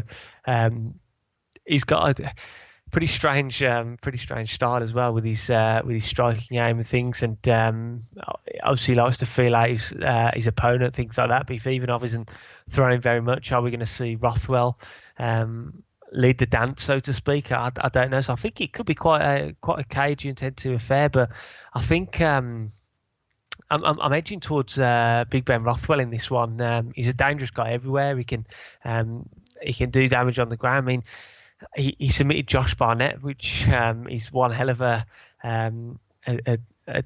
task in itself. That guillotine, man, it's disgusting. Yeah, that nasty 5-finger guillotine choke, and yeah, I mean, he put away Alistair Overeem with strikes. Brandon Vera, Brendan Schaub. He's a dangerous guy, man. He can do damage anywhere, and especially with those chokes, if you're just in a clinch, he can change it from an over under or double underhooks to somehow you're in some kind of front headlock or front like that 5-finger guillotine, like I mentioned, and things in the blink of an eye. And I just think he's got too many tools to defeat Ivanov. I don't think Ivanov, like you mentioned in the last podcast, I don't think he throws enough. I think Rothwell could probably work from the outside as well. If they're going to get into a jabbing contest, Rothwell's got the big height and reach advantage. I think he can win a jab off, so to speak, between the two of them. If it is pretty cagey and neither of them are throwing a ridiculous amount of volume, but yeah, I just think Rothwell has got too much about him to lose this fight. I don't really see how Ivanov is going to win it unless he does get on the inside and catches Rothwell with something and then flurries, like we have seen times, like we saw in the Sean Jordan fight and fights previously. So yeah, for me, Ben Rothwell's going to win this fight. I wouldn't be surprised if we saw another crazy submission from him, but for the sake of the podcast and a specific prediction, I'm going to go with the decision. Like I mentioned, I think it could be quite tentative, could be quite cagey. Ivanov doesn't really open up very much. Rothwell, will we see him open up, or will we see him play it relatively cautiously, given the fact that he's been away for nearly 3 years and he just wants to get some cage time and find his feet back in there, and if he's just comfortable jabbing, hitting 1-2s and just outworking Ivanov, then why go for anything risk anything more? And so yeah, I'm going with Ben Rothwell to win this fight via decision. Well, in my opinion, you've nailed this Ivanov fight perfectly this time around. This time round. Yeah, for sure. Nah, I'm only joking, man. I revisited Ivanov again, and I had similar thoughts yet again. What I saw the first time around in tape when he fought JDS is still relevant right now. And I will just say right now that the JDS fight for both of these guys, it was both their last fights. I think it's quite irrelevant sort of talking about that, because JDS is just a master of what he does, and what he did to both of them guys, he would do to most of the division anyway. So I don't feel that we can really take too much from either of those fights. But looking like I was leading on to, looking back at Ivanov, man, he's so inactive in the cage, to the point where I struggle to understand how he's won so many fights. I mean, the dude's got a good record. Before he came into the UFC, before he fought Junior Dos Santos, he was 16-1, and that's an amazing record. And it's a well-rounded record. You know, Yeah. mixture of knockouts and submissions. He never lost a decision on the scorecard before Dos Santos either. Now, he's a small heavyweight. I think he piles on a little bit more weight than what he needs to, but I feel that he thinks he should do that because he would be therefore not only undersized but underpowered as well. But you go back to the Alencar fight, which was the fight before the Dos Santos fight, and man, he just doesn't pull the trigger. He's constantly, he'll move forward at times. Against a bigger guy, though, he tends to move backwards. He did the same thing against Dos Santos as well. He tends to be the one moving backwards. I don't know whether he feels that his opponent's that imposing inside the cage. He'd rather be on the back foot and try and exit angle and pick his shots. But he doesn't pack hardly any volume at all, man. Like it's almost like he's loading up for that one big shot. And at this level in mixed martial arts, that does not wash at all. And it's so hard for me to pick Ivanov to win a fight. Again, when I came into tape with this fight, I was thinking, holy shit, this might be a good fight for Ivanov. You know, Rothwell's been out, he got pulled by USADA, all this, ring rust, everything that you've mentioned. And then when I was watching tape, I was just like, I can't pick Ivanov to win this fight because he does next to nothing. And like I say, it's amazing how he's won so many fights when his volume's so low. And whether it just be that he was that highly thought of and that highly regarded in outside organisations, so PFL and World Series of Fighting, where his opponents would be really hesitant and would allow Ivanov to come forward and just pick the shots as and when he likes, and that was ultimately winning him the fights. I don't know. I'm really not sure. But moving on to Ben Rothwell, the 3 years off and the USADA thing doesn't concern me too much. We see this quite a lot now. Not the examples I'm about to mention aren't USADA specifically, but in regards to timeout and potential ring rust, there's so many examples that you can use. The two that really stick out to me is when Dominic Cruz had an injury and he had a layoff for a while. He came back and beat TJ Dillashaw out of all people. Korean Zombie had a few years out with the mandatory military service over in Korea. He came back. He knocked out Bermudez. Then he had an ACL, MCL injury, and then was beating Yair Rodriguez until obviously the last 1 second knockout. So Zombie came back looking great as well. And I hear a lot of fighters talking about timeout and ring rust, and they all seem to say the same thing in regards to when you've had so many fights in your career and you've been fighting at the top level of the sport for so many years and you're a veteran, ring rust sort of isn't a thing for you, because sometimes having that time out can be a good thing opposed to a bad thing. And that could be the same thing with Rothwell. We know he's got his own gym, Rothwell MMA, so he'll have still been active, he'll have still been pushing himself in the gym, he'll have still had training partners with him, so it's not as if he'll have been sat on the couch for 3 years not doing anything. We know he'll have still been active, and like I say, he's going to be an imposing figure inside the cage. You've already mentioned it. He's got weird, awkward movement. He does some really funny stuff inside the cage sometimes with himself bouncing around and things like that. But ultimately, he lacks a little bit on volume as well. But the volume is definitely more than Ivanov. He's got raw power. The dude's huge, is an absolute unit. When he does hit, when he does connect, he tends to knock people out.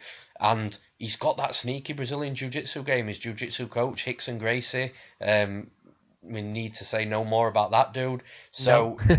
And the guillotine that we've mentioned as well is crazy, and that's actually a good tool in this fight, because if Ivanov isn't landing the volume that he needs to, which he probably won't be from what we've seen, if he finds himself down on the scorecards, we know he's got a Sambo background, and if he starts to clinch up with Rothwell, I think he's going to be underpowered, definitely. I think Rothwell's definitely going to be stronger. He's going to be bigger. And with Ivanov closer to the hips, if he gets the body locks and stuff like that, his head is going to be in a perfect position for Rothwell to try and lock up that guillotine.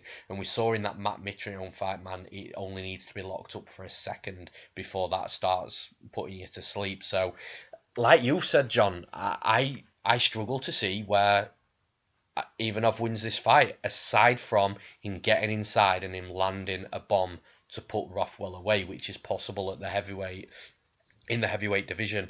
But outside of that, I don't think he has enough volume to win a decision. I don't think he can get the fight to the mat.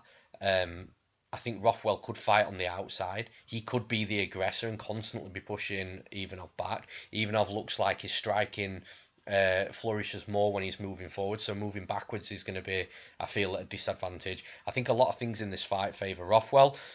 I think Rothwell's going to win a decision as well. It wouldn't surprise me if he knocked him out or if he did grab a guillotine, but I do see the fight being a little bit cagey, but cagey where Rothwell's leading first, Rothwell's going first. I think if Rothwell hits Ivanov a couple of times early on really hard, it's going to cause a bit of hesitancy from Ivanov's side of things. So I think Rothwell's going to take the win, and I'm going to pick him to win via decision.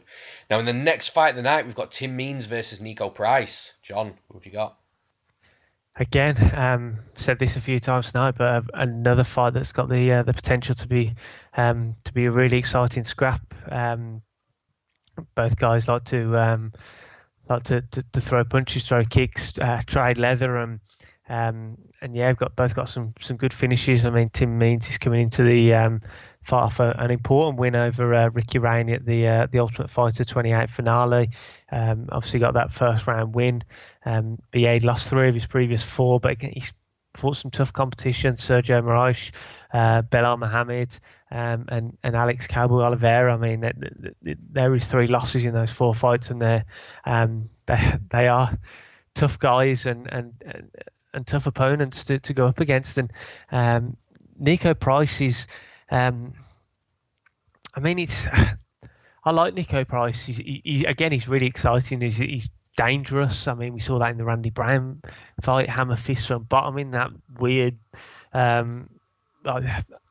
strange position that he was in, and got that rear naked choke over George Sullivan, beat Alan Joban via strikes, beat Alex Morono, which obviously got overturned to a no contest via strikes. Brandon Thatcher got that arm triangle, but then he does have a loss in him, as we saw most recently against Abdul Razak Al Hassan. But I mean, he's an absolute beast, and he hits hard. And if he connects like he did against Price, he can put you away, and that's what we saw. And I mean, Price's only loss on his record is against Vicente Luque as well, who we know.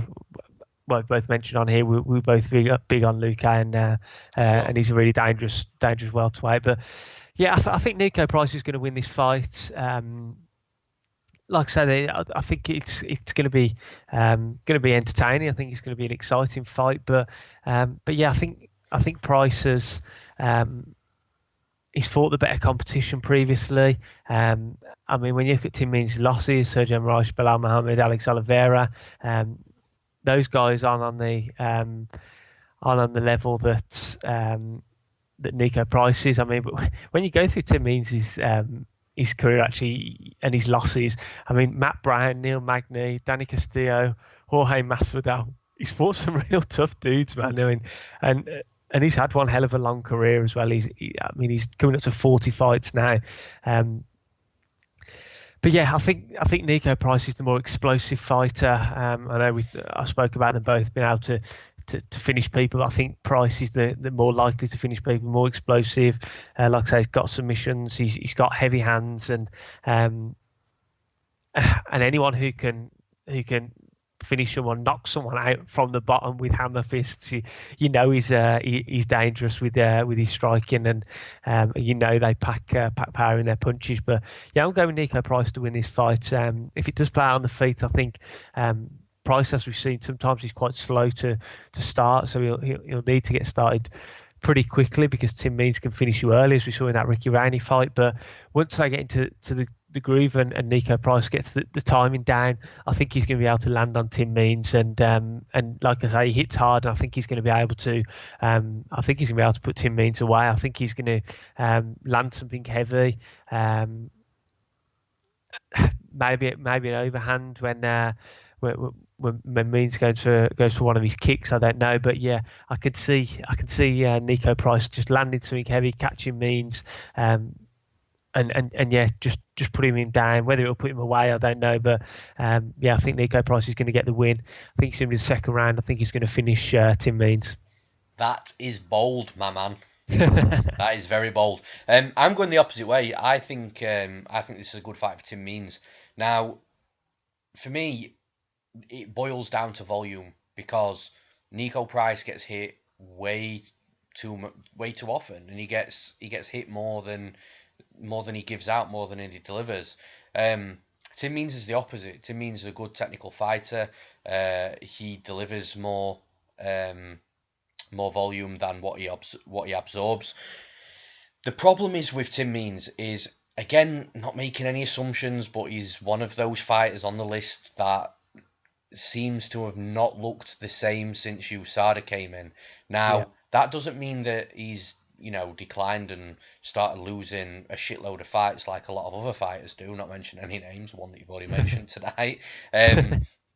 But his performances have gone from outstanding, from brutal knockouts to more methodical technical performances, and it's sort of hard to get a grasp on Tim Means because of that. I bet him against Sergio Moraes. I thought that was a good fight, and let's be honest, he fucking won that fight.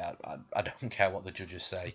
Tim Means won that fight, but he is the more technical striker. I think in regards to power from Niko Price, I think Tim Means can take a punch. I think Price has got relatively decent durability as well. Yes, he was knocked out by Razak Al Hassan, but that dude will knock out most fighters. Yes, he got dropped by Luque. Again, Luque would knock out most fighters. The concern out of that scenario is Alex Morono. They were both hurt in that fight. But this leads me to my next point. He beat Randy Brown from bottom, weirdly, like you've mentioned, with them crazy hammer fists. We'll likely never see that again in our lives of watching MMA. George Sullivan, I bet Niko Price, and that made me sweat. That shouldn't definitely not have made me sweat. Alan Jouban was a good win. I'll give him credit for that. The Morono fight, like I said, they both hurt each other. That was a little bit sketchy. Brandon Thatch was shot at that point. So I'm just wondering exactly how good Niko Price is. I like the guy. I think he's fantastic to watch. I like how he mixes in his takedowns as well. But that's another thing. I think if he's to win this fight against Tim Means, he has to get Tim Means down. He has to stay on top of Means, and that's just a lot easier said than done. I'm almost seeing thinking the same things as what I've just mentioned with the Ben Rothwell fight. I'm struggling to see where Niko Price wins this fight. I think if it stays on the feet, Tim Means he's got the better movement. He's the better technical striker. He'll land on Price. He'll land more on Price than what Price lands on him. And I think if Price starts looking for takedowns, they're just not going to be there. And because of that, he may start tiring. His cardio and gas tank may start taking a hit. That'll drive Means on even further. I don't think Means finishes him. He could. I do think he could knock Niko Price out, but I don't think he does. I think Means just goes on to cruise and win a comfortable 3-round decision. So I've got Tim Means to win, and I've got him to win via decision. Now, in the next fight of the night, your co-main event of the evening, we've got Elizeu Zaleski dos Santos versus Curtis Melender. John, who have you got? Yeah, I'm really excited to see this fight, man. I mean, Elizeu Zaleski dos Santos he's wild. He's an animal. When he wins, especially his last couple of fights, he tends to win in impressive fashion. That Sean Strickland spinny kick and follow-up strikes, and then that flying knee and follow-up strikes against Luigi Vendramini.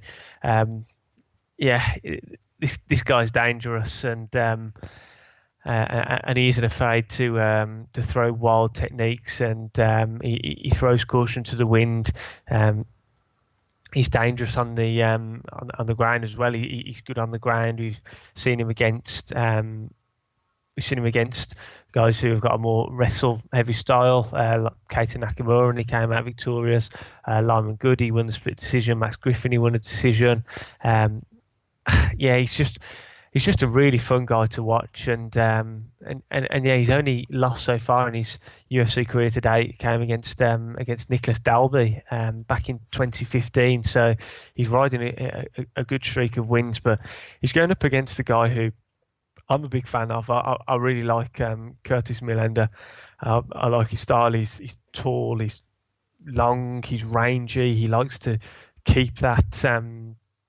He likes to keep and maintain that range, that length. He uses his front kicks, his head kicks very well. Just before he joined the UFC, he won his previous 2 fights via head kick back at in LFA, and yeah, he's a good guy, and I think he's got a pretty high ceiling, Curtis Millender, in the UFC, and I think he can definitely make waves in the division. Got a good win over Thiago Alves as well in his UFC debut with that big knee, and he does like that stepping knee, or if he does the distance does close, he'll get you in the plum clinch and throw knees as well. And the only worry I have is with Zaleski dos Santos kicks, and he does throw a lot of kicks. Those spinning kicks, those wheel kicks, and that we've seen.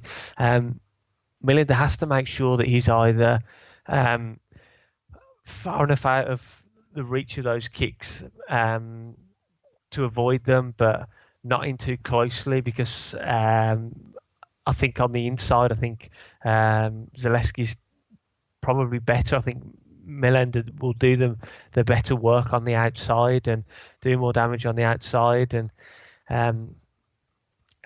Millender, we saw against Max Griffin as well, spent some time on his back and looked pretty lost, which is also could be a worry if they do if Zaleski does close the distance and can get a takedown, and he can be strong on top. Millender did look, I think it was in the Griffin fight, he did look like he was running out of ideas somewhat, and I think we saw it, if my memory serves me right, in his last fight as well against Bahadazda. He spent some time on the bottom as well. So yeah, that's again a worry if they close the distance and Millender doesn't stay at that long kicking distance. And again, this is a tough fight for me to pick, but I've gone with Curtis Millender in this fight. I do think he's going to be able to keep Zaleski dos Santos on the outside with his long length, with those long front kicks, those side kicks, the long jab, the 1-2s, and as long as he doesn't hang in that range that I mentioned, the Zaleski dos Santos kicking range, and as long as he stays in his own kicking range and not the Santos kicking range, and as long as he doesn't get on the inside too much, where I think he'll struggle, I think he wins a decision in this one. So yeah, I'm going with Curtis Millender to win this via decision. Yeah, I'm a big fan of Curtis Millender as well. His striking, man, is so good. He's a full arsenal of strikes. Yeah. We see different looks from a kicking perspective: teeps, side kicks, calf kicks, body kicks, head kicks. From his striking, he's got a good jab. He's got a good straight punch as well. He's got good elbows. He's got good knees. He's quick. He spots danger very well. He moves in and out of range really well, just getting himself out of dangerous scenarios. His angles are good. The only downfall to his striking is he can sometimes show that tall man defense when he moves backwards in a straight line, leaving his chin up in the air. He didn't show too much of that against Bahadazada, though, which was one of the 2 reasons that I had in that fight of being a bit cautious of betting Millender. Like I say, the guy's striking is unbelievable. He could be a top 10 fighter. he definitely could be a top 10 fighter. He's got a great record and he's got amazing skills on the feet. But what is going to hold him back from all of that is his takedown defense and his get-up game, or lack of it, should I say. Man, it's so hard to trust a fighter, even as good as Curtis Millender, at this level in MMA, when you struggle to defend takedowns, which is fine. You know, if your takedown defense isn't that great, or if it's at 50%, you get taken down half the time. Being able to get back up to your feet is crucial. Working off your back, trying to make something happen for yourself to get you out of those positions. That's what's then crucial. And Millender is, from what we've seen, is just always happy lying on his back, doing absolutely nothing, not throwing up any submissions, not trying to scoot his hips out, not trying to stand back up. And it's that bad to the point where when he gets taken down in a round, the chances are, no matter what time it is in that round, the round is probably going to end with Curtis Millender still on his back. And it's such a worry, and it's something that he really, really needs to work on, to the point where when in between fight camps, just fucking hammer your takedown, just hammer your wrestling and your get up game, and nothing else, until obviously you've got a fight rebooked, and then you have to start doing everything in camp. But just hammer it and just really get it nailed down, because until he does that, he is never going to break that top 10, because fighters will start. And we saw that in the Bahadazada fight. And this is how bad that was, right? He had Bahadazada hurt so badly, Bahadazada could hardly stand up. Millender was teeing off on him. He was borderline unconscious, Bahadazada. Yet he shot in for a takedown and took him down and kept him down for that round. That's how bad it was. And it's shocking. Honestly, it's shocking to see. He made Max Griffin look like a D1 wrestler in there. Griffin double-legged him and kept him down for the remainder of the round. Thiago Alves took him down, but he took him down late on in that first round. But still, Millender wasn't showing any signs of any urgency to get back up to his feet. And, man, if you think... I know Zaleski Dos Santos is a brawler. If you think that Dos Santos cannot take a fighter down, then I think you're mistaken. And in my opinion, Curtis Millender is going to be piecing Zaleski Dos Santos up. He's going to be keeping Dos Santos at the end of everything that he throws. Once Dos Santos has realised that his cardio may be taking a hit back because he's overworking more than he may have thought. Once he realises that he might be down on the scorecards, what do you think Dos Santos is going to do as a plan B? He's going to have watched tape on Millender. He'll start shooting. We've seen him shoot in fights. He just doesn't have a great completion record, but you don't need a great completion record to get Millender down. And I think if he does get Millender down, if he couldn't stand back up against Griffin, if he couldn't stand back up often enough against Bahadazada, I definitely don't think he can stand back up against Zaleski Dos Santos. So for that reason, it's really hard for me to pick Millender in this fight, but I am going to anyway. I just think that the biggest differential in this fight is the striking.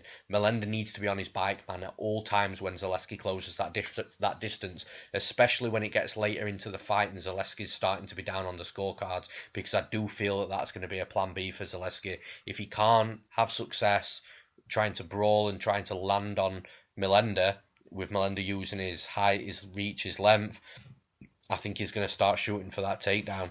So I'm going to take Millender to win. I think he does get the job done, but his deficiencies in MMA is a huge concern, and I honestly hope that he does work on them, because, like I say, if he can get that nailed down, even to the point of if his takedown defense is still a bit deficient, as long as he can keep getting back to his feet, he's going to run through a lot of people in that top 15.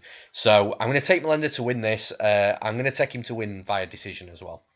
Now, in the main event of the evening, we've got Derek Black Beast Lewis against Junior Dos Santos. John, who have you got? Yeah, this one for me, this main event, it's a pretty straightforward one to break down. I think not necessarily the outcome of the fight, but just how the fight will play out. Obviously, we mentioned it earlier when we talk about Blagoy, Ivanov against Dos Santos. Dos Santos just works those 1-2s, works the jab. He's got a very good jab, circles off. He tends to come unstuck when, as you mentioned in the breakdown to the Dos Santos and Ivanov fights, he tends to struggle when people really put pressure on him and he can't circle off the cage. But I don't think Derrick Lewis is the kind of guy to do that. Derrick Lewis should be coming into this fight off the back of 2 straight defeats. I know he obviously lost in the title fight to Daniel Cormier at UFC 230, but he really 100% should have lost that fight to Alexander Volkov. I mean, he got beaten up for 14 minutes and 50 seconds of that fight, and let's not talk about this too much because I had a max bet on Volkov. Yeah. I remember when we were talking about the Derrick Lewis DC fight, man. Yeah, so I'll try to breeze over it pretty quickly. But yeah, I don't know what Volkov was doing. We covered that ground before. We don't know what Volkov was doing. Volkov was piecing him up on the feet and just went for a silly knee right at the end and got caught. And for me, that's how this fight is going to go. It's either going to be Dos Santos. We know he can do it for 5 rounds. We saw that against Ivanov, and we saw that against Ben Rothwell, and against Stipe Miocic. He can go the distance, just keeping his distance, jabbing, 1-2s, throwing in the occasional kick to mix it up, and then just circling out and rinse and repeat, and yeah, it could be a long night for Derrick Lewis, but Derrick Lewis, always in the back of your mind, you have to think, has Derrick Lewis got that one big bomb in him that will that will put Dos Santos to sleep? Because Dos Santos is, you can finish him, you can put him away.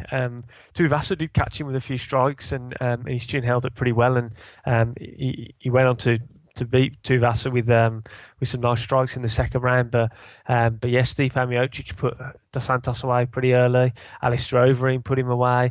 Obviously, then we go back to the Cain Velasquez fights, and where he took some serious damage, which I think had some long-term implications on his chin health. And for me, I think it's going to be the former of the two. I think it's going to be Junior Dos Santos, just being sensible, working his jab against Derrick Lewis, getting in and out quickly, frustrating Lewis.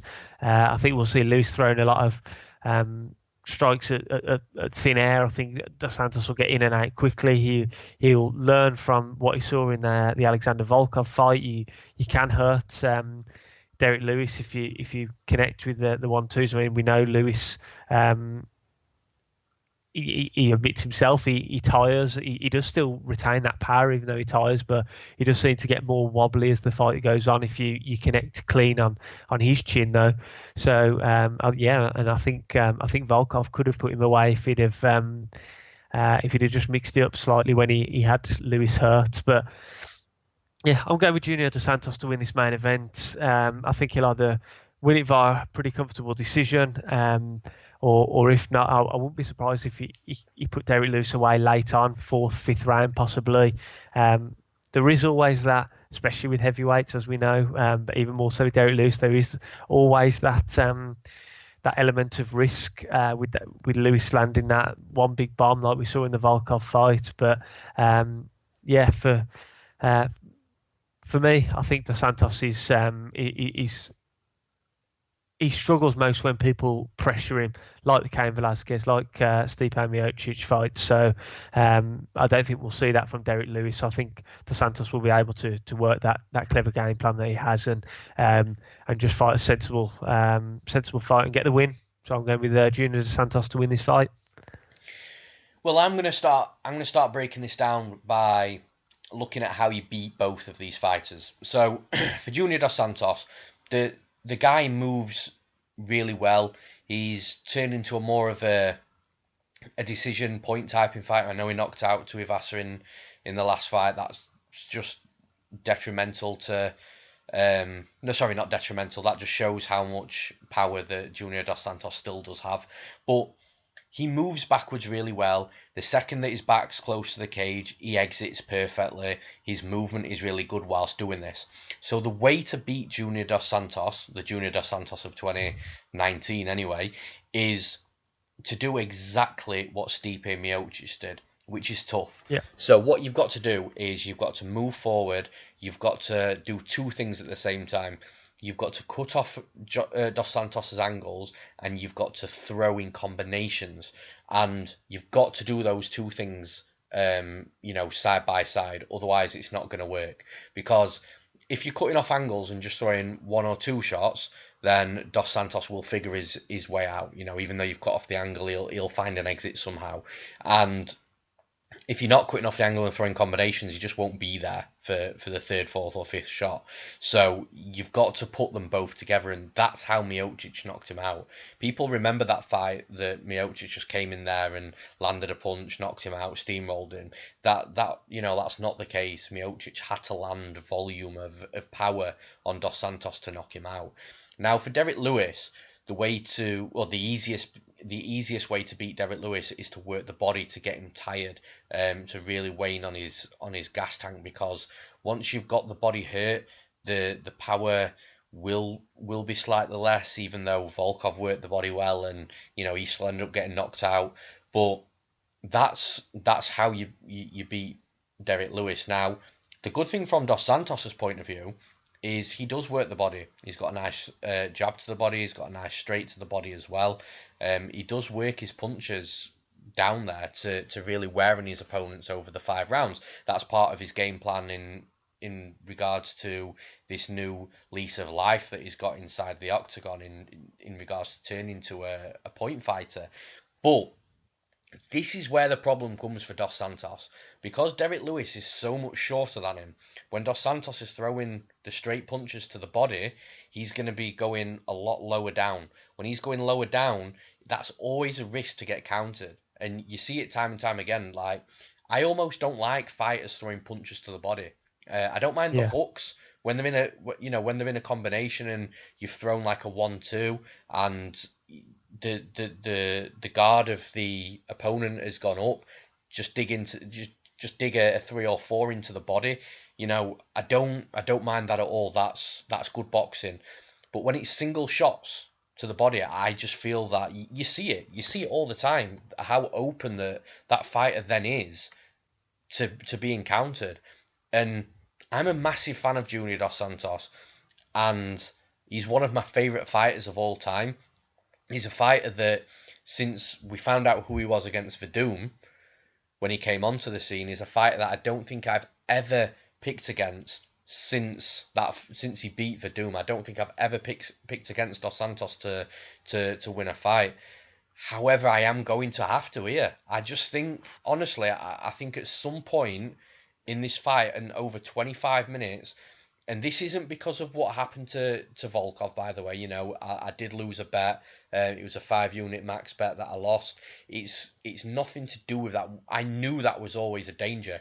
And just a bit of advice as well, something I learned from that fight is what I should have done on that night when betting Volkov is put a unit on Derek Lewis to win by knockout, because what that would have done is it wouldn't have got all my money back from the loss of Volkov, but because I had Tony Martin winning that fight against as an underdog against LaFleur the same night, it probably would have put me profit in something small opposed to losing something small. So that's a lesson I learned that night. And my advice to you would be, if you are betting Junior Dos Santos to win this fight, just put something small on Derek Lewis to win via knockout, because he's not going to win via a decision.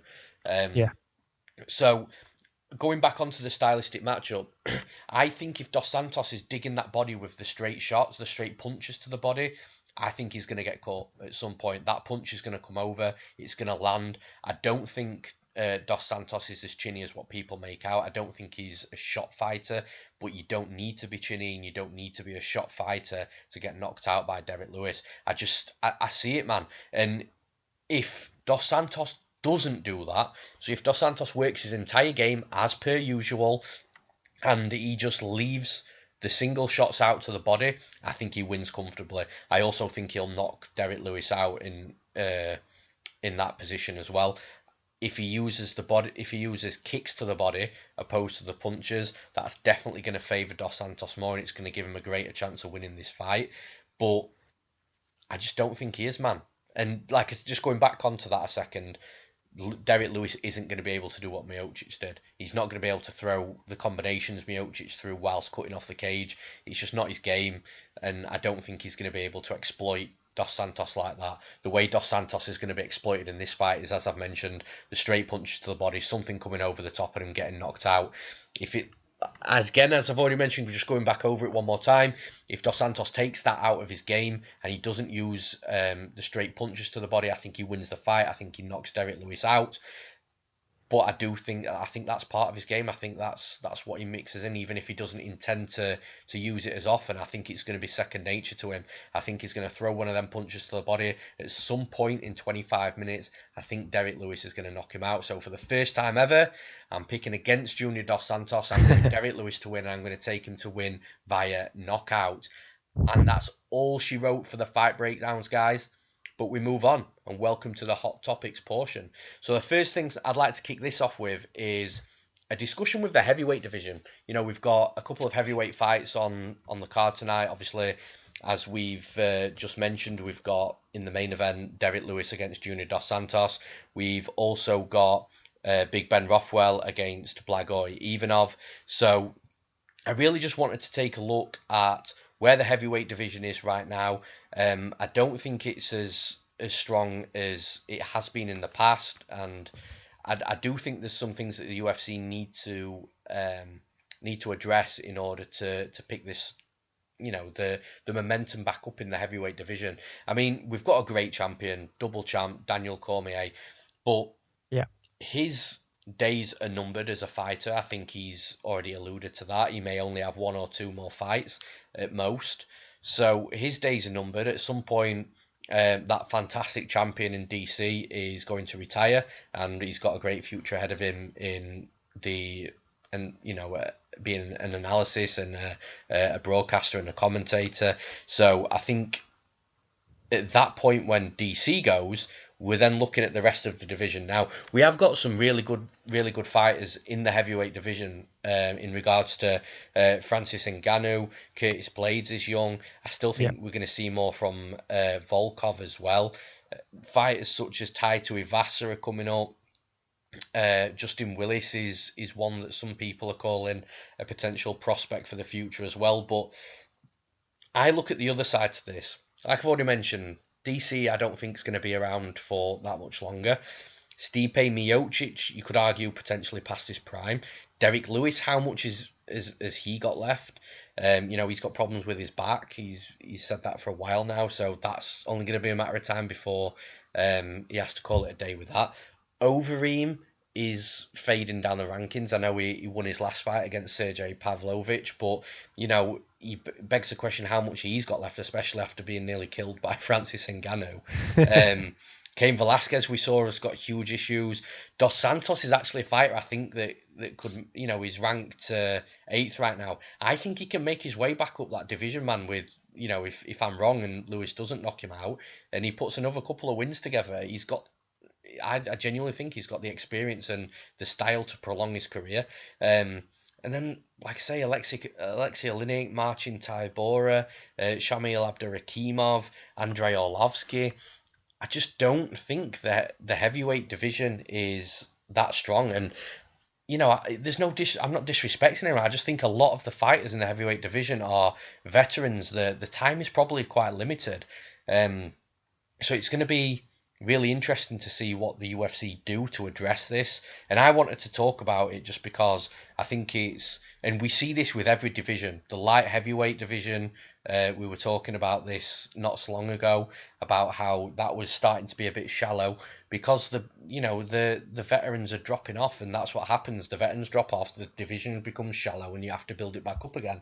And I feel that the heavyweight division has maybe, 2, 3, 4 fighters in that division that are young and going to be holding that division up whilst it's being refilled, but it has to be refilled. Now, the concern I have is I don't think in MMA there's I mean, there's plenty of fighters in sort of every weight class all over the world, but I think the heavyweight division lacks. It's almost like in MMA they've always struggled to fill the void of putting big 265-pound guys that are at the level that they should be, at the top level of the sport.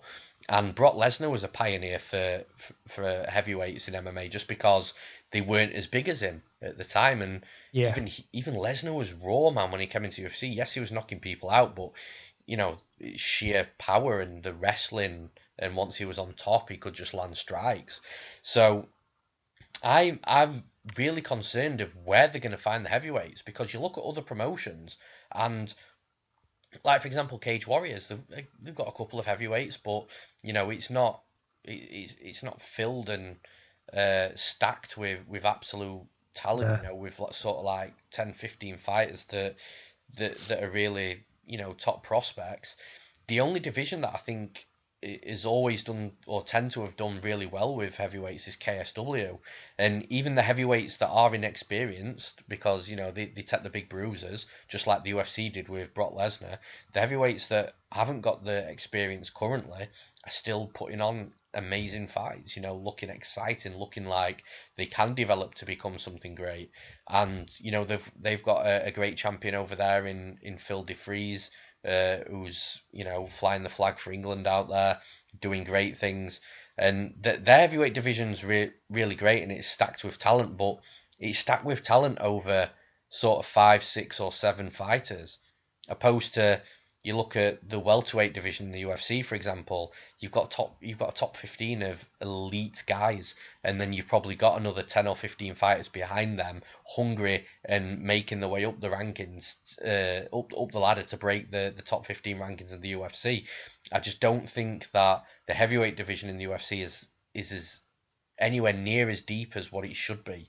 So I think they've got to do something with the Contender Series. I know they've just done the Ultimate Fighter and stuff like that, and that could bring some fighters through. But the Contender Series is something that I think the UFC should focus on, trying to draft in heavyweights from anywhere around the world, really, just to really start filling the pool back of talent. So, I mean, what's your thoughts, John? What's your thoughts on the heavyweight division, where it's at now, where it's at previously? And, you know, do you agree that in MMA as a sport, we are lacking the big 265-pound guys? Yeah, definitely. I'm in agreement with what you said. I mean, echoing your comments, really. Daniel Cormier, great, fantastic champion, dangerous guy, but he's not going to be around past this year. I don't think we'll see. And then you've got guys, Francis Ngannou. He has the potential to, if he continues to work, continues to develop. He has potential to be at the top of the division for a long time. He's a powerful dude, and like we saw, he can put guys away in seconds. And but yeah, I mean, it's really just echoing what you're saying. Derek Lewis always stating about his back and how he's thought about retiring before because of it. And then you've got like the old fighters, Alistair Overeem, Cain Velasquez. They're not going to be around forever. Alexei Olenek at number 9. And even just, not just the fact that they're not going to be around for a long time. When you get past like number 8 in the rankings, which is Junior Dos Santos, and even in that top 8, you're going to have to start looking at like rematches and rematches again, because it's just the same names that you see. Yeah, I agree. At the top of that division. It's just going to get to the point where everyone's just rematching each other, because there's no real, like you said, there's no real good talent coming through. So until those guys in the top 8 retire, I don't think they're just going to have to keep fighting guys like lower down in the rankings, or we're going to have to go down the route of lots of rematches. But yeah, when you go number 9 downwards, I mean, like Tybura ranked at number 10. Again, echoing your saying, this isn't being disrespectful to these guys, but I just don't think these guys are. I don't think Marcin Tybura is a top 10 ranked fighter in mixed martial arts, and I do think that is the reason, and that is evidence of what you're saying with it's pretty shallow. And again, as you mentioned, outside of the UFC as well. I'm not really familiar with promotions such as LFA and things like that, and they're bits and bobs. But whether they've got guys over in America in the heavyweight division that are going to come in, I don't know. But especially Europe, I mean, KSW, like you say, have got some good guys, but Cage Warriors, they haven't really got many heavyweights on the roster, and none really, I think, could go over to the UFC and make massive inroads, especially at the moment, at least. So I do think as well. I do think Bellator, actually, I forgot about Bellator. I do think they've also got some really good heavyweights as well, and they've also obviously with that heavyweight tournament they had, they pushed a lot of fighters that weren't heavyweights to heavyweight. So like the heavyweight champion in Bellator right now is a guy that predominantly fought at light heavyweight all his career in the UFC at least anyway. And then other fighters like Czech Congo, Mitrione, I think they've got a decent pool. But I feel that the UFC have got sort of 5 or 6 top guys. I think KSW have got 5 or 6 top guys. I think Bellator have got 5 or 6 top guys. You know what I mean? Yeah. It is. I think it is a problem, and unless we start seeing an influx of these young heavyweights come through, I think it's going to be a pretty slow few years in the heavyweight division, and it'll be interesting to see how it develops. For sure, man. And the next thing we're going to talk about is a topic you wanted to discuss due to the Volkov and the Lewis fight, which were giving me flashbacks again, so thanks for that. With the Black Beast and his insane comeback win, you want to talk comebacks, so take it away, man. Yeah, I thought it'd be something a bit different for our hot topic this week, and get your thoughts on some of those crazy epic comebacks that we like to see so much in mixed martial arts. Obviously, the idea behind it was in relation to the Black Beast's comeback over Volkov, where he got wobbled several times, beaten up for almost the entirety of the fight. I mean, like I mentioned in the breakdowns, pretty much 14 minutes and 45 seconds of the fight, he was getting beaten up, and then he came back with that one massive overhand, and that was it, and he got the win. So just thought I'd get your take on some of the big comebacks in UFC history. I mean, for myself, the ones that stand out, Czech Congo, Pat Barry. For me, that was a fantastic one-round fight, really enjoyable. Czech Congo was pretty much done and dusted, and then came back to win that fight in epic fashion, put Barry to sleep. Going back years ago now, I think it was Pete Sell and Smith who fought when Sell hit Smith with that vicious body shot, and as Smith was pretty much doubled over, and Sell was rushing in for the finish. We saw that big one punch finish, and then Smith just collapsed on the floor in agony.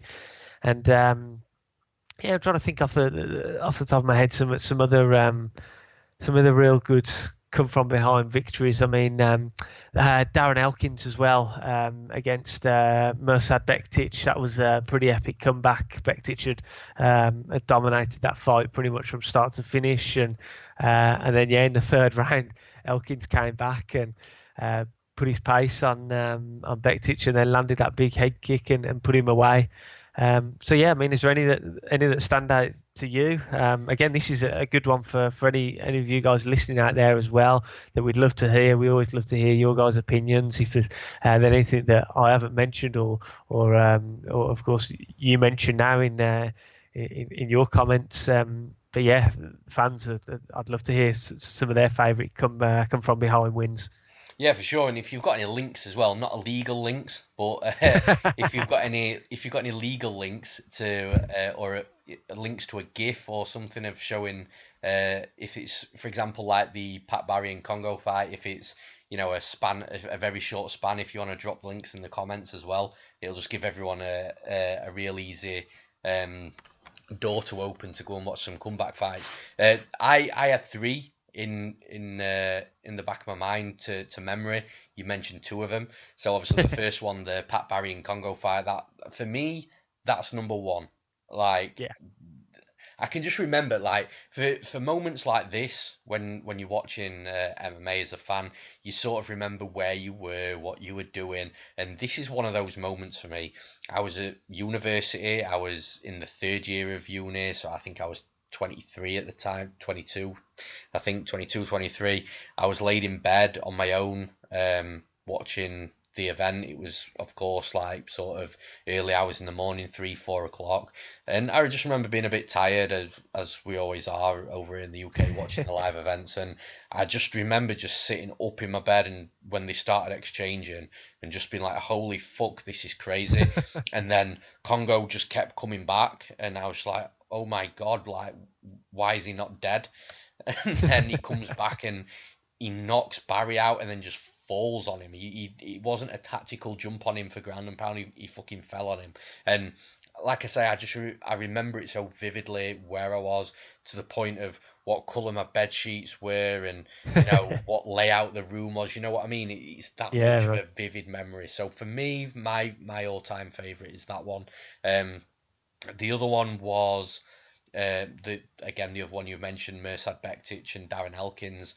Just an absolute brutal beating from Bektic pretty much the entire fight, and Darren Elkins somehow stood up, looked like a zombie out there, and just managed to again somehow knock Bektic out. And he not only I know I'm going to probably rub some salt into the wounds of some people saying this, and I don't mean it in a bad way, but not only was it a comeback win, not only was it crazy, not only was it shocking, but Bektic was like a -600, -700 favourite in that fight that busted a lot of people's parlays or accumulators, whatever you want to call it.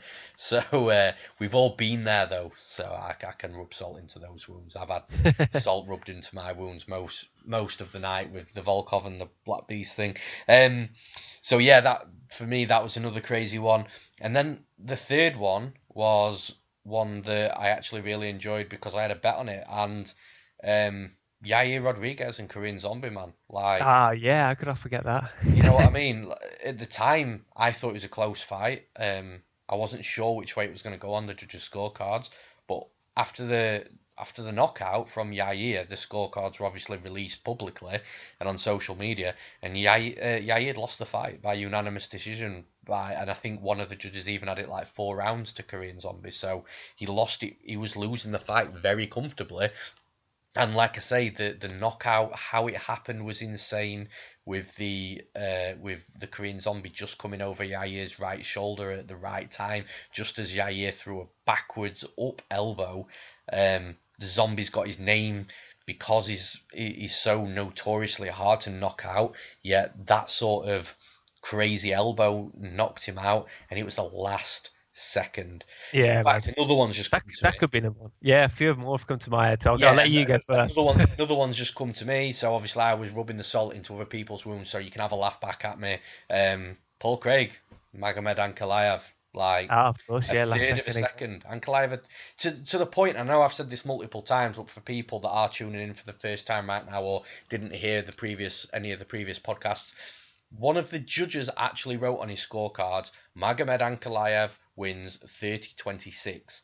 Until the third of a second. It wasn't 1 second, it wasn't half of a second. It was a third of a second that he tapped. And the judge, you saw on the scorecards, the judge scribbled it out. And then Paul Craig wins by submission.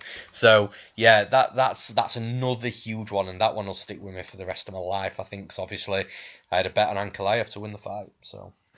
Yeah, a couple more that have come to my mind when you're discussing yours. A couple more old school ones that I can't believe I forgot. Of course, Frankie Edgar against Gray Maynard. Absolutely.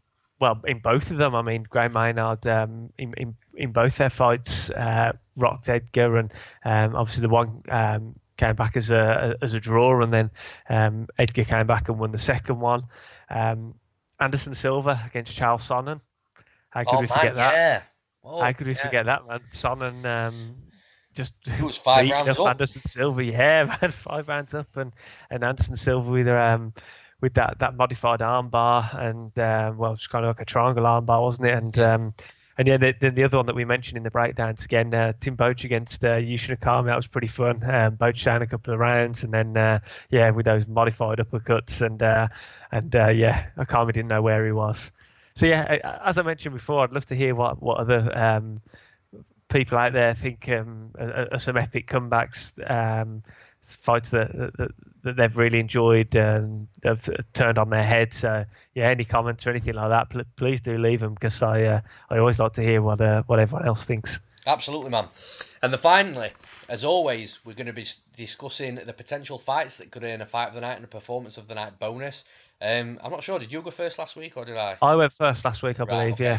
So, performance of the night, I'm going Derek Lewis. I think he's going to knock Dos Santos out, and, you know, he'll probably claim that his balls were hot again. He'll take his shorts off and everyone will love it.